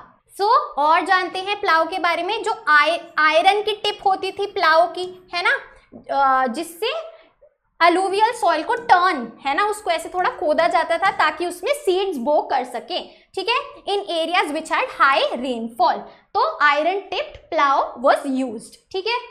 फिर एक नई चीज आई ट्रांसप्लांटेशन। ट्रांसप्लांटेशन क्या होती है? राइस को उगाने के लिए, पैडी की प्रोडक्शन के लिए, पैडी यानी कि राइस कल्टीवेशन के लिए यूज की जाती है जहां पे काफी ज्यादा पानी होता है, राइट। तो ऐसे एरियाज जहां पे काफी ज्यादा पानी है, ठीक है, पानी की कमी बिल्कुल नहीं है, वहां पे ट्रांसप्लांटेशन का यूज करके राइस कल्टीवेट करी जा रही थी, राइट। एंड इरिगेशन फैसिलिटीज भी लोग यूज करने लगे थे, जैसे कि वेल्स, टैंक्स और कैनाल्स, जिससे ज्यादा क्रॉप प्रोडक्शन हो और वो अच्छे से टैक्स दे पाए। This is the iron tipped agriculture, ठीक है। ट्रांसप्लांटेशन आप देख सकते हो कैसे पैडी ग्रो होती है एंड ये इरिगेशन कैनाल्स हैं, राइट। ट्रांसप्लांटेशन क्या है? In transplantation seeds are first broadcast, seeds को ऐसे फैलाया जाता है, फिर जब छोटे छोटे सैपलिंग्स ग्रो हो जाते हैं तो उनको निकाल के वापस प्लांट कर देते हैं वाटर लॉग्ड फील्ड्स में, वाटर से भरी फील्ड्स में उनको निकाल के ट्रांसप्लांट किया जाता है। सो this is how paddy rice is grown. Clear? बहुत अच्छे, आगे चलते हैं। इसके बाद एक टॉपिक आता है differences in rural society. Rural society में, गांव में क्या सब इक्वली थे? क्या सबको इक्वल बेनिफिट हुआ था? ये जो हमने एग्रीकल्चरल ग्रोथ का पढ़ा, जी नहीं, अनइवन बेनिफिट था। ये हमें कैसे पता चलता है? तमिल संगम टेक्स्ट्स, तमिल संगम टेक्स्ट्स में 3 कैटेगरीज मेंशन्ड हैं। पहली लार्ज लैंड ओनर्स जिनको वेलालर बोला गया, दूसरी प्लाउमैन जिनको उजावर बोला गया, एंड तीसरी स्लेव्स जिनको अधिमाई बोला गया, राइट। फिर बात करते हैं बुद्धिस्ट टेक्स्ट की, जिसमें अगेन 3 डिफरेंट क्लासेस मेंशन है। लार्ज लैंड होल्डर्स थे, स्मॉल पेजेंट्स थे एंड लैंडलेस एग्रीकल्चरल लेबरर्स थे। वहीं पाली टेक्स्ट्स में, ऑर्डिनरी पीपल की भाषा में, लार्ज लैंड होल्डर्स और स्मॉल पेजेंट्स को क्या कैटेगराइज किया, क्या बोला गया? गहापतीस बोला गया, right. So this was the uneven distribution in rural society. चलिए जी, लैंड ग्रांट्स वाला जो आपका टॉपिक है, मोस्ट इंपॉर्टेंट टॉपिक है, crucial, most important topic, right. तो उसमें हमारा जो एक पैराग्राफ आता है, पर्टिकुलरली क्या लैंड ग्रांट्स जो है वो विमेन कर सकती थी? चलिए जानते हैं। तो संस्कृत लीगल टेक्स्ट के अनुसार विमेन के पास भाई जो है प्रॉपर्टी नहीं होती थी। Women were not supposed to have independent access to resources such as land, यानी कि भाई विमेन के पास खुद का लैंड नहीं होता था, they could not be the owner of property. लेकिन एक एक्सेप्शन मिला है जो कि है Prabhavati Gupta. Prabhavati Gupta was the daughter of Chandragupta II, यानी कि गुप्ता पीरियड की बात हो रही है। चंद्रगुप्त II की जो डॉटर थी प्रभावती गुप्ता, उनके पास लैंड था। She was married into वकटकास। वकटकास कहाँ पे? डेक्कन में जो पावरफुल थे, तो भाई वो वकटकास में उनकी शादी हो रखी थी। एंड एक इंस्क्रिप्शन मिला है जिसमें पता चलता है कि प्रभावती गुप्ता के पास खुद की लैंड थी, जो उन्होंने फिर ग्रांट कर दी, दान में दे दी। दिस में हैव बीन बिकॉज, अब क्या हम कह सकते हैं कि ये जो जेंडर्ड एक्सेस टू प्रॉपर्टी है, इसमें हम कह सकते हैं क्योंकि ये क्वीन थी, इसीलिए ये एक एक्सेप्शन है। हर एक विमेन के पास ऐसा नहीं होता था। This is an exception because she was a queen, right. Clear? पहली चीज ये हो गई जो हम एक्सप्लेनेशन दे सकते हैं। दूसरी एक्सप्लेनेशन ये हो गई कि ऐसा हो सकता है कि ये जो प्रोविजंस है संस्कृत लीगल टेक्स्ट्स के, राइट, जो धर्मसूत्रास, धर्मशास्त्रास में लिखा है, मनुस्मृति में लिखा है, वो हर जगह यूनिफॉर्मली इंप्लीमेंट नहीं होता था। यूनिफॉर्मली यानी कि एक जैसा इंप्लीमेंट नहीं होता था हर जगह। कुछ जो रूलिंग क्लासेस है वो इनमें हो सकता है नहीं मानती थी। क्लियर? ये वाला जो पैराग्राफ है बहुत ज्यादा इंपॉर्टेंट है। हर्षचरिता पे एक सोर्स है, तो उसी का थोड़ा सा सेगमेंट यहाँ पे जो पता होना चाहिए। हर्षचरिता क्या है? बायोग्राफी ऑफ हर्षवर्धन है। Harshvardhan was the king of Kannauj, जो हमने पढ़ा है ना। तो कन्नौज के जो किंग थे हर्षवर्धन, उनकी लाइफ पे जो बेस है वो है हर्षचरिता, ठीक है। Composed in Sanskrit by his court poet बन भट्टा। तो किसने लिखे? बन भट्टा ने लिखे, जो कि उनके कोर्ट पोएट थे अराउंड 7th century CE इन संस्कृत लैंग्वेज। क्लियर? चलो, ये एक पार्ट था लैंड ग्रांट्स का। बाकी समझ लेते हैं क्या बताया NCERT में। चलिए तो हमें लैंड ग्रांट्स के बारे में पता कहाँ से चलता है? इंस्क्रिप्शन से। इंस्क्रिप्शंस क्या है? जो रिटन टेक्स्ट हमें मिला है। तो भाई इंस्क्रिप्शन ऑन स्टोन्स भी हमें मिले हैं लैंड ग्रांट से related, and on copper plates, ठीक है, कॉपर की एक स्लेट टाइप, उस पे भी हमें इंस्क्रिप्शंस मिले हैं अबाउट लैंड ग्रांट्स, जिसमें लिखा है जैसे कॉन्ट्रैक्ट होता है ना, लैंड इतना इसको दिया, ठीक है, कब दिया, ऐसे करके इंस्क्रिप्शंस मिले हैं। एंड मोस्टली उसमें हमने देखा है कि लैंड ग्रांट्स किसको हुआ है? नंबर 1 ब्राह्मणास को हुआ है या फिर रिलीजियस इंस्टीट्यूशंस को हुआ है, राइट? इन दोनों को मेजरली लैंड ग्रांट्स हुआ है। एंड क्या लैंग्वेज है जिसमें हमें ये इंस्क्रिप्शंस मिले हैं? मोस्टली जो लैंग्वेज है वो संस्कृत है, राइट? कई जगह 7th सेंचुरी ऑनवर्ड्स जो है लोकल लैंग्वेजेस में भी मिले हैं, तमिल और तेलुगु, ठीक है, तमिल और तेलुगु में भी मिले हैं हमें इंस्क्रिप्शंस। बात करते हैं साइज की, कितना लैंड दिया जाता था? तो भाई रीजनल वेरिएशन थी साइज में, रीजनल वेरिएशन यानी कि अलग अलग साइजेस के लैंड डोनेट होते थे। ऐसा नहीं है कि कुछ एक ही साइज का लैंड डोनेट होता था। क्लियर? यहाँ पे वाई, क्यों लैंड ग्रांट्स किए जाते थे, क्यों किंग्स लैंड ग्रांट करते थे? तो भाई इसका पहला जो ओपिनियन है वो है कि ये किंग्स की एक स्ट्रैटेजी थी जिसके थ्रू वो एग्रीकल्चर वाला जो एरिया है उसको एक्सटेंड कर सके बाय ग्रांटिंग दैट लैंड, ठीक है। दूसरी क्या बोला गया है कि भाई किंग्स की जो पावर है वो वीक हो रही थी, तो वो अपनी फ्रेंड्स सपोर्टर बनाने के लिए, उनको बहलाने फुसलाने के लिए लैंड ग्रांट दे रहे थे, गिफ्ट कर रहे थे लैंड, ताकि वो उनके सपोर्ट में आ जाए, ठीक है। सो वीकनिंग पॉलिटिकल पावर। एंड तीसरा बोला है कि अपनी सुपीरियोरिटी दिखाने के लिए कि देखो मैं इतना सुपीरियर हूं कि मैं आपको लैंड ग्रांट कर रहा हूं, समझे। So this was all about land grants. चलिए अब चलते हैं नेक्स्ट टॉपिक में, जिसमें एक हमारा सोर्स है पाटलिपुत्र को लेके, हिस्ट्री ऑफ पाटलिपुत्र जो बताता है। तो भाई हर एक सिटी की अपनी खुद की एक हिस्ट्री होती है। जानते हैं पाटलिपुत्र के बारे में, जो कि एक शुरू में विलेज थी, गांव थी, नोन एज पाटली ग्राम। ग्राम गांव का मतलब होता है, राइट, टुडेज पटना। फिर 5th सेंचुरी BCE में मगध के रूलर्स ने अपनी कैपिटल राजगृह, राजागृह से जब शिफ्ट करी पाटलिपुत्र में, तो इसका नाम बदल दिया और पाटलिपुत्र कर दिया, जो हमने पढ़ा था, है ना, बहुत अच्छे। फिर 4th सेंचुरी BCE में ये कैपिटल थी मौर्यन एम्पायर की, ठीक है, and one of the largest cities in Asia Mauryan empire के अंडर। उसके बाद इसकी इंपॉर्टेंस कम हो गई जब चाइनीज ट्रैवलर्स, चाइनीज पिलग्रिम यानी कि जो बाहर से ट्रैवलर्स आ रहे हैं, right, so Chinese pilgrim Xuanzang visited the city in 7th century. 7th century में जब चाइनीज पिलग्रिम ज़ुआनज़ैंग आए, उन्होंने बोला कि ये तो एकदम खत्म हो गई है, रूइंस में है, टुकड़े टुकड़े हो गए हैं, एंड बहुत कम पॉपुलेशन यहाँ रहती है, बहुत कम लोग यहाँ पे रहते हैं। सो this is the history of Pataliputra. Clear? अब हमारा जो है एक नया टॉपिक आया है, न्यू सिटीज। अब हम क्या कर रहे हैं, वापस से जहां पे हमने छोड़ा था महाजनपदास पे, वहां पे जा रहे हैं। अभी हमने क्या किया, कंट्री साइड रूरल गांव की बात करी थी, अब हम वापस आ गए हैं जहां जो हमने पहले पढ़ा, न्यू सिटीज, जो हमने 600 BC वाली सिटीज पढ़ी ना, गंगा वैली की बात करी थी। तो many of cities were Capitals of mahajanapadas, बहुत सारी सिटीज महाजनपदास की कैपिटल थी, जो हमने पढ़ा, है ना। जो मेजर टाउन्स हैं वो कम्युनिकेशन रूट्स के आसपास जो है लोकेटेड थे, ताकि कम्युनिकेशन और ट्रेड इजी हो सके, ये भी हमने पढ़ा। पाटलिपुत्र रिवरीन रूट्स के आसपास थी, है ना, जहाँ रिवर के थ्रू ट्रेड और कम्युनिकेशन हो सके। उज्जैनी लैंड रूट्स के आसपास थी, हमने पढ़ा, है ना, प्रोविंशियल सेंटर थी उज्जैनी।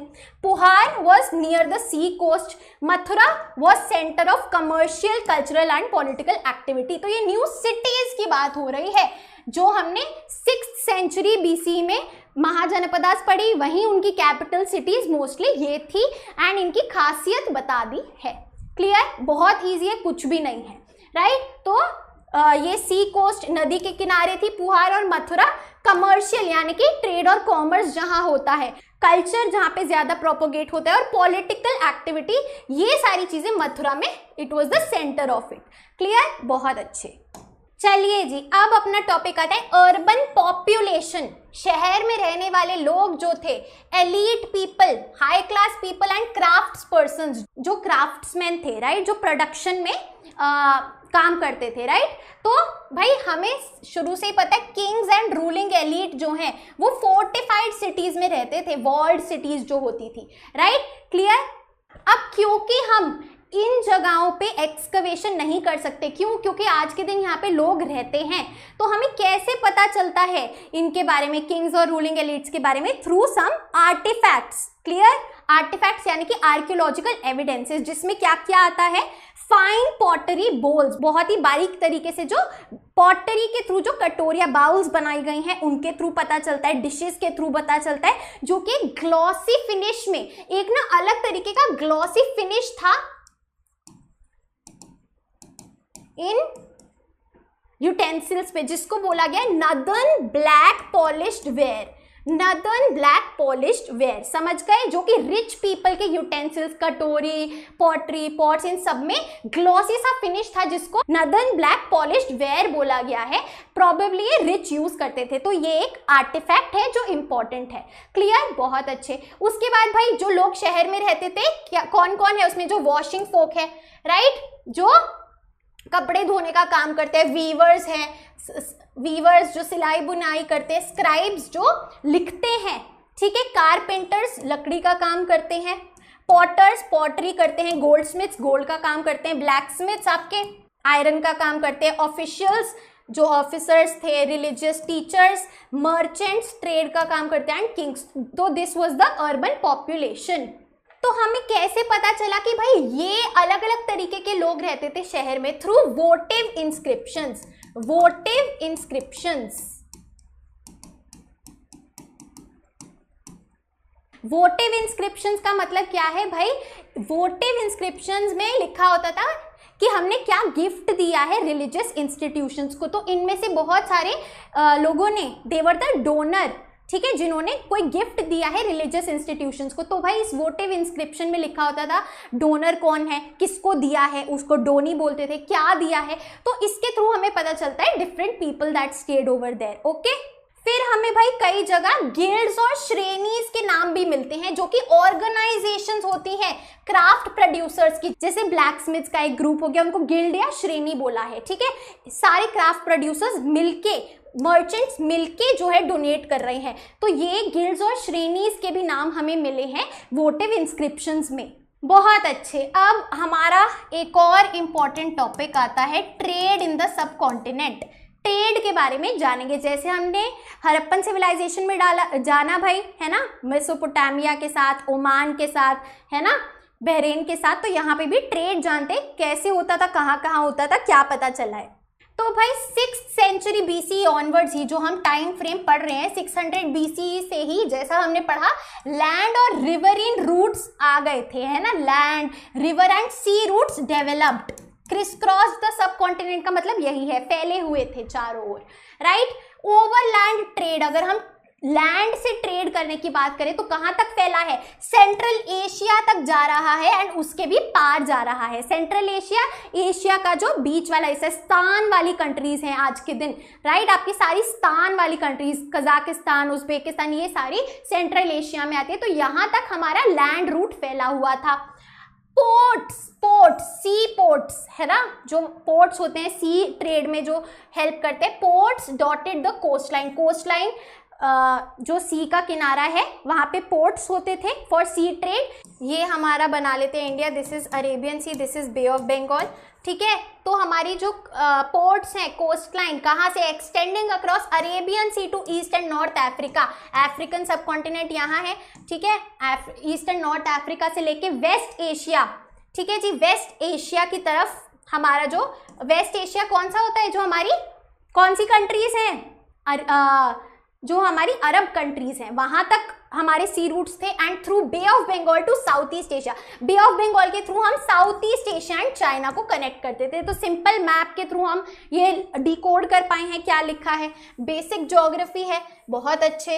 अच्छा जी, अब जो सक्सेसफुल मर्चेंट्स थे उन्हें क्या बुलाते थे? मसत्तुवन, मसत्तुवन इन तमिल एंड सेठीज एंड सतवाहानास इन प्राकृत। प्राकृत भाषा में सेठीज और सतवाहानास बोलते थे जो सक्सेसफुल मर्चेंट्स थे जो ट्रेड करते थे, और तमिल में मसत्तुवन बोलते थे। क्या क्या ट्रेड होता था भाई? What were the goods that were traded? Salt, grain, cloth, metal ores, finished product, stone, timber यानी कि वुड लॉक्स जो लकड़ी होती है, मेडिसिनल प्लांट्स लाइक नीम, ये सब ट्रेड होता था। और भाई इंडिया तो फेमस था ही स्पाइसेस के ट्रेड के लिए, तो ट्रेड ऑफ स्पाइसेस भी होता था, specially pepper. Salt and pepper were in high demand in the Roman empire. तो भाई रोमन एम्पायर, अब हम देख पा रहे हैं that we are even trading with the European countries. Clear? बहुत अच्छे। टेक्सटाइल्स यानी कि कपड़े, cloth and medicinal plants transported across the Arabian sea to the Mediterranean. Arabian sea के थ्रू मेडिटेरेनियन सी, यूरोप में ये जाती थी।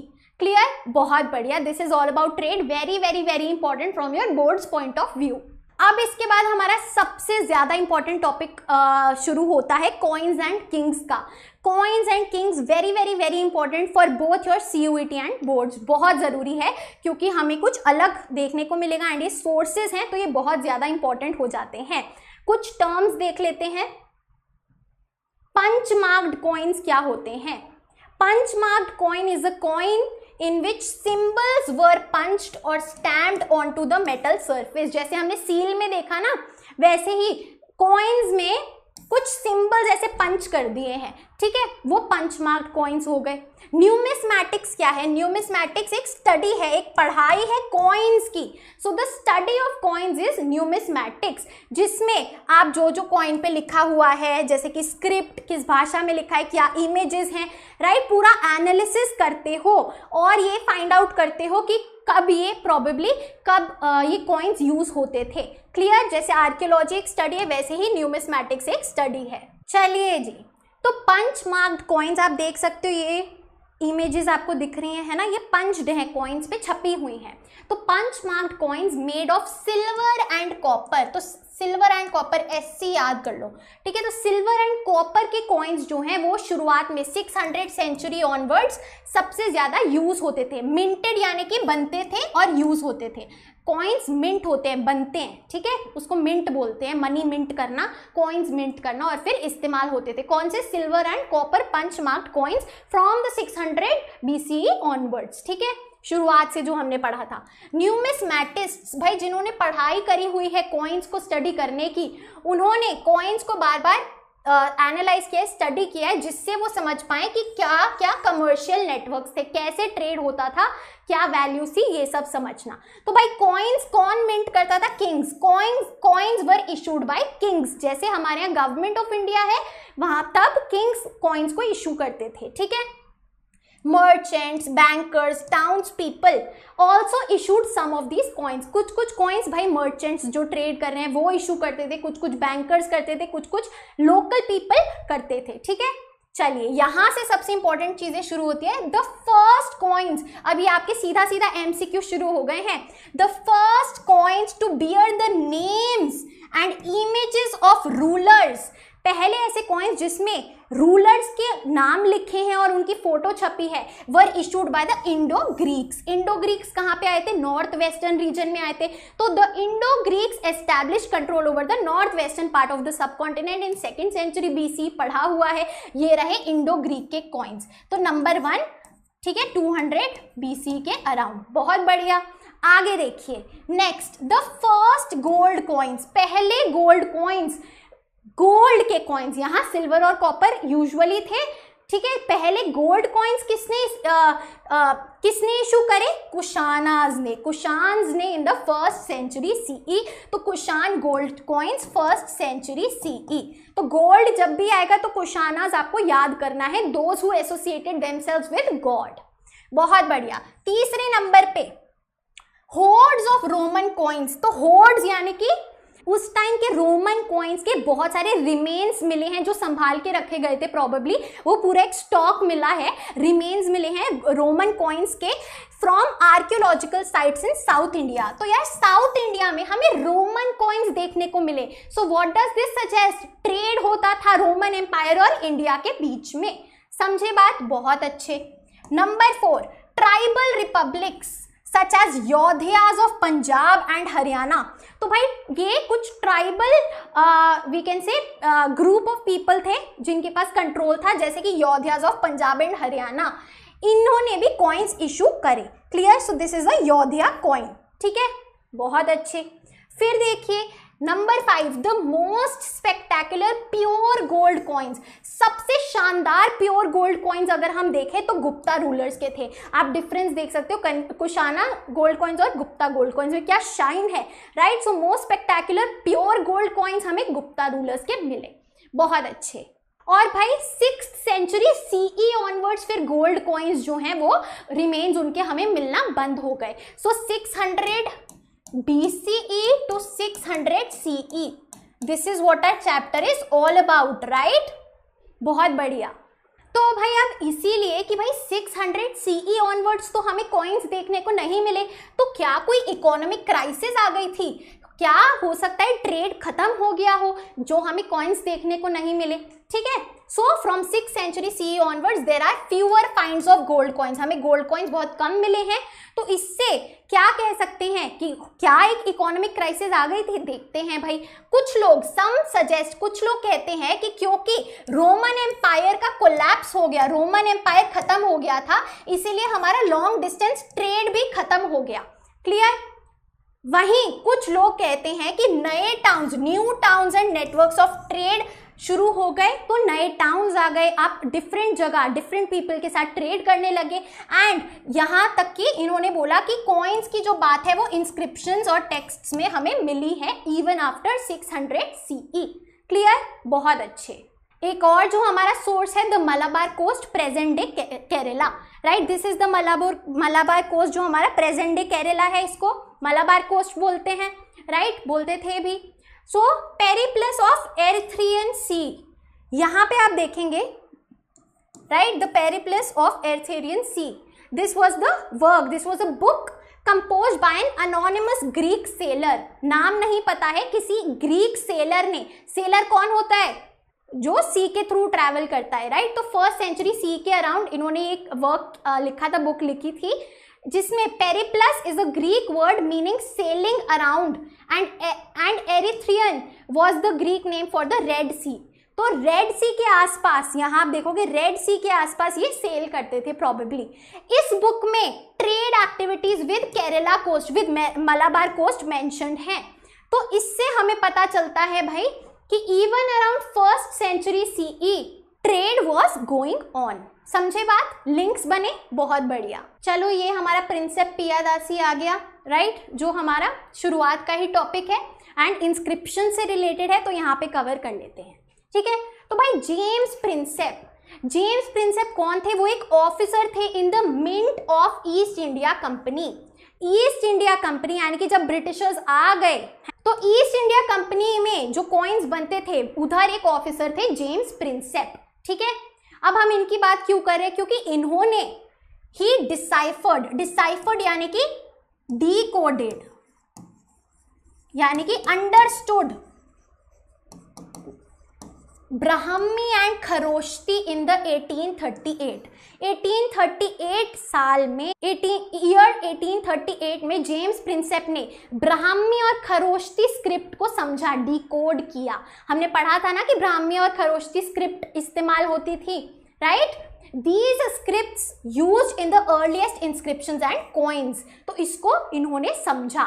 He identified a king referred to as Piyadasi, meaning pleasant to behold, and ये पियादासी कौन है? अशोक, राइट? हमने पढ़ा था अशोकन इंस्क्रिप्शंस कई जगह ब्राह्मी में है, कई जगह खरोष्टी में है, राइट? तो इन्होंने जेम्स प्रिंसेप ने ये स्क्रिप्ट डिकोड करी एंड फिर इन्होंने बताया कि पियादासी मेंशन है जगह जगह, जो कि अशोक को रेफर करते हैं।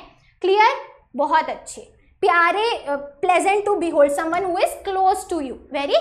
ठीक है, बहुत अच्छे, क्लियर? तो समझ गए यहाँ पे। अब देखो इंस्क्रिप्शंस का एक आपका बॉक्स है, जो हमने समझ लिया था। इंस्क्रिप्शंस क्या है?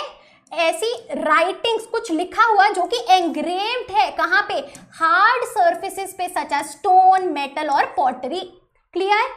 इन इंस्क्रिप्शंस में क्या लिखा होता है? या तो अचीवमेंट्स कि भाई हमने ये जंग जीती, ये किया, वो किया, या कोई एक्टिविटीज, चाहे कोई ट्रेड रिलेटेड हो या कोई आइडियाज जैसे धम्मा प्रोपोगेट करना हुआ, right, clear, of those who commission them यानी कि जो लिख रहा है, राइट, जो लिखने वाला है उसकी तारीफ हो सकती है, उसके अचीवमेंट्स हो सकते हैं, उसकी एक्टिविटीज हो सकती है, उसके आइडियाज हो सकते हैं। It includes the exploits of kings ने किस किस को हराया, कौन कौन सी टेरिटरी कॉन्कर करी, डोनेशंस, किस किस को लैंड ग्रांट दिया, made by women and men to religious institutions, जैसा हमने पढ़ा। द अर्लीस्ट इंस्क्रिप्शंस, जो सबसे ओल्ड इंस्क्रिप्शंस हमें मिले हैं वो प्राकृत लैंग्वेज में मिले हैं, विच was the language of the ordinary people. बहुत बढ़िया, आगे चलते हैं। तो चलिए देखते हैं जेम्स प्रिंसेप ने ब्राह्मी और खरोष्टी को कैसे डिसाइफर किया, कैसे डिकोड किया। Most scripts used to write modern Indian languages are derived from Brahmi। तो भाई आज के दिन जो भी हम मॉडर्न इंडियन लैंग्वेज लिख रहे हैं, चाहे वो आपकी संस्कृत है या कोई और लोकल लैंग्वेज है, वो कहीं ना कहीं उसका ओरिजिन ब्राह्मी स्क्रिप्ट से है।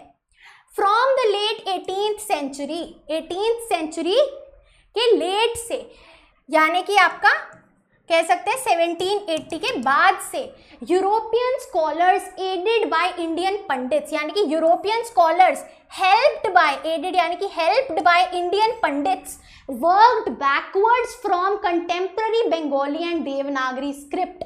तो भाई क्या किया, 1780 की बात है, अभी जो हमारे पास बंगाली और देवनागरी मैन्यूस्क्रिप्ट्स हैं, देवनागरी भाषा में, बंगाली भाषा में जो भी हमारे पास टेक्स्ट हैं, उनको हमने पुराने टेक्स्ट से कंपेयर किया, ठीक है, कंपेयर किया, क्लियर, समझे बात। तो इस तरीके से किसने, यूरोपियन स्कॉलर्स और इंडियन पंडित्स ने इस तरीके से पीछे चलते गए। आज जो हमारे पास है, जो हम समझ पा रहे हैं, उसको पिछले मैन्यूस्क्रिप्ट टेक्स्ट से कंपेयर किया, ओल्डर स्पेसिमेंस से, क्लियर, बहुत अच्छे, ठीक है। चलिए, so Kharosthi was the script used in the inscriptions in the north west. हमने पढ़ा नॉर्थ वेस्ट, जो subcontinent, Indian subcontinent का नॉर्थ वेस्टर्न पार्ट में खरोष्टी स्क्रिप्ट में लिखे जाते थे।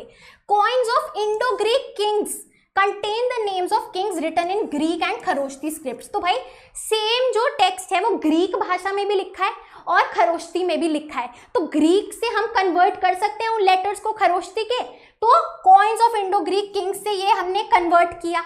European scholars who could read the former, है ना, जो ग्रीक पढ़ सकते थे, उन्होंने लेटर्स को कंपेयर किया, fine. James Prinsep identified the language of the Kharosthi inscriptions as Prakrit.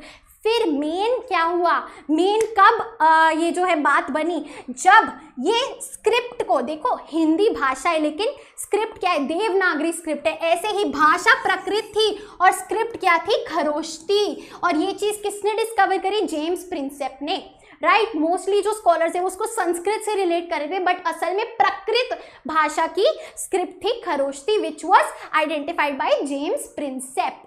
It became possible to read longer inscriptions as well. ये आइडेंटिफाई करने के बाद आप लंबे लंबे इंस्क्रिप्शंस भी डिकोड कर सकते हैं, पढ़ सकते हैं। ये देखो देवनाम पियादासी जो अलग अलग इंस्क्रिप्शंस में मिला है, राइट, बहुत अच्छे। And this was James Prinsep. Historical evidence from inscriptions, देखिए जरा, the name of the ruler Ashok is not mentioned in the inscription.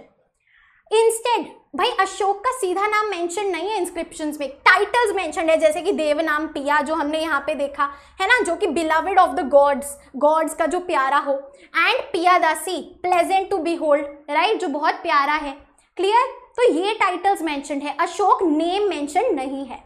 But ये अशोक का नेम कुछ अदर इंस्क्रिप्शंस में मेंशन्ड है जिनमें ये टाइटल्स गिवन है। तो ऐसे रिलेट किया कि ये दोनों एक ही इंसान की बात कर रहे हैं and the person is Ashok.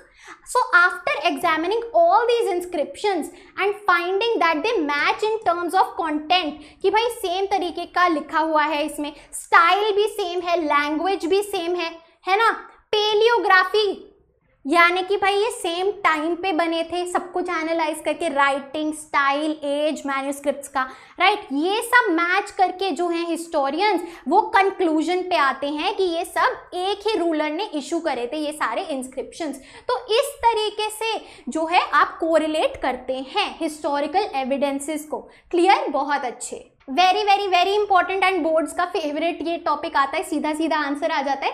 What are the limitations of epigraphy? Epigraphy भी लिख देते हैं इसमें, स्टडी ऑफ इंस्क्रिप्शंस, या फिर इंस्क्रिप्शनल एविडेंस भी लिख देते हैं। क्या क्या प्रॉब्लम्स आते हैं? लिमिटेशंस यानी कि नेगेटिव प्रॉब्लम्स, ठीक है, नेगेटिव फैक्टर। तो भाई पहला, जो लेटर्स है इंस्क्रिप्शन में वो बहुत फेंटली एंग्रेव्ड होते हैं। फेंटली एंग्रेव्ड यानी कि बारीकी से दिखते हैं, बहुत ज्यादा बोल्ड नहीं लिखे होते कि क्लियर दिखे, अनक्लियर होते हैं, है ना, अनक्लियर, ठीक है। दूसरा, इंस्क्रिप्शंस में भी डैमेज हो सकता है भाई, कुछ इंस्क्रिप्शंस डैमेज्ड हैं या फिर उसके कुछ लेटर्स गायब हैं, मिसिंग हैं, तो समझने में प्रॉब्लम आती है। तीसरा, एग्जैक्ट मीनिंग हम नहीं समझ सकते कि ये वर्ड किस कॉन्टेक्स्ट में लिखा है, किसके लिए है, जब तक हमें कोई कंपैरिजन ना मिल जाए, तो एग्जैक्ट मीनिंग नहीं समझ सकते। फोर्थ, जितने हमारे पास इंस्क्रिप्शंस अवेलेबल हैं, not all of them have been deciphered, सबको हम डिकोड नहीं कर पाए हैं, समझ नहीं पाए हैं। जैसा देखा हरप्पन स्क्रिप्ट आज तक कोई नहीं समझ पाया, राइट, तो ना ही वो डिसाइफर हो पाए हैं, ना ही पब्लिश हो पाए हैं, ना ही ट्रांसलेट हो पाए हैं। Clear, very good. Fifth, many inscriptions have not survived the ravages of time. भाई बहुत सारे ऐसे इंस्क्रिप्शंस हैं जो हमें मिले ही नहीं हैं, हिस्टोरियंस को गायब हो गए हैं, तो हमारे पास केवल कुछ चंद इंस्क्रिप्शंस अवेलेबल हैं, राइट, ओनली अ फ्रैक्शन, कुछ हिस्सा है जो एक्चुअल में इतने इंस्क्रिप्शंस लिखे गए थे उस टाइम पे, बट हमको केवल इतना पता है और हम इतने से पूरी हिस्ट्री प्रिडिक्ट कर रहे हैं ये हुआ होगा, right. So only a fraction of what was written, what was inscribed is available. समझे बात? Clear. So we don't know everything. Clear. उसके बाद देखिए भाई, जो हमारे लिए पॉलिटिकली और इकोनॉमिकली बहुत ज़्यादा इंपॉर्टेंट है हिस्ट्री को जानने के लिए, हो सकता है कि वो नहीं लिखा इंस्क्रिप्शंस में, right. So not everything politically और economically significant to us was recorded in inscriptions. तो बहुत सारी चीज़ें हमें नहीं पता है जो उस टाइम होती थी। Routine agricultural practices, right, daily कैसे एग्रीकल्चर किया जाता है, क्या क्या टूल्स यूज होते हैं, joys and sorrows of daily existence, ये तो रिटन ही नहीं है, ये तो हमें पता ही नहीं है क्योंकि ये इंस्क्रिप्शंस में मेंशन्ड ही नहीं है। इंस्क्रिप्शंस में जो उन्हें बहुत इंपॉर्टेंट लगता था वही लिखते थे, राइट। सो हमें डेली लाइव्स नहीं पता है। And the content of inscriptions almost invariably projects the perspective of the persons who commissioned them. Conclusion क्या है भाई, जो लिखने वाला है उसका नजरिया बताते हैं ये इंस्क्रिप्शंस। जरूरी नहीं है कि वही हुआ या वैसी ही थी चीजें। So those who commissioned them, those who wrote them, उनका पर्सपेक्टिव है ये, राइट। क्लियर। वो क्या दिखाना चाहते हैं वो है ये, असलियत में ये हुआ या नहीं हमें नहीं पता। So these are the limitations of inscriptional evidence. इसी के साथ I am very happy to inform कि हमारा पूरा जो चैप्टर है, चैप्टर नंबर 2 कवर हो चुका है। मुझे 2 टेक्स लगे वीडियो शूट करने में, राइट। ये तो एडिट के बाद आप देख रहे हैं, पूरी टाइमलाइन लिखना, राइट, फिर समझाना टाइम लग जाता है थोड़ा। एंड ऊपर से मैं एसी नहीं चलाती हूँ साथ में क्योंकि वो वॉइस करता है, नॉइस होती है फिर, राइट। सो केवल रिटर्न में आपका प्यार चाहिए। सब्सक्राइब करो, अपने दोस्तों के साथ चैनल को शेयर करो, राइट, मदद हो रही है तो। ये पूरे जो नोट्स हैं आपको हमारे ऐप और वेबसाइट पे मिल जाएंगे फॉर फ्री, तो लिंक डिस्क्रिप्शन में है, ऐप डाउनलोड कर लो, वेबसाइट पे जा सकते हो। आगे आगे मैं आपके लिए लाइव क्लासेस लाऊंगी हर एक सब्जेक्ट की, तो जुड़े रहें, बहुत फ़ायदा होने वाला है मेरे सारे ह्यूमैनिटीज़ वाले स्टूडेंट्स को। हमारी रिकॉर्डेड क्लासेस भी अवेलेबल हैं, जो मैंने पिछले साल वाले बैच को पढ़ाया था, सब कुछ आपके पास 50% ऑफ में अवेलेबल है, देख सकते हो। 24/7 पेड कोर्सेज हैं, check it out in the website और in our app. So guys, thank you so much for joining in. I hope मैंने आपकी मदद कर सकी, एंड अगर की है तो please like, share and subscribe to the channel. You are at humanities, happy learning, and I will see you in the next video.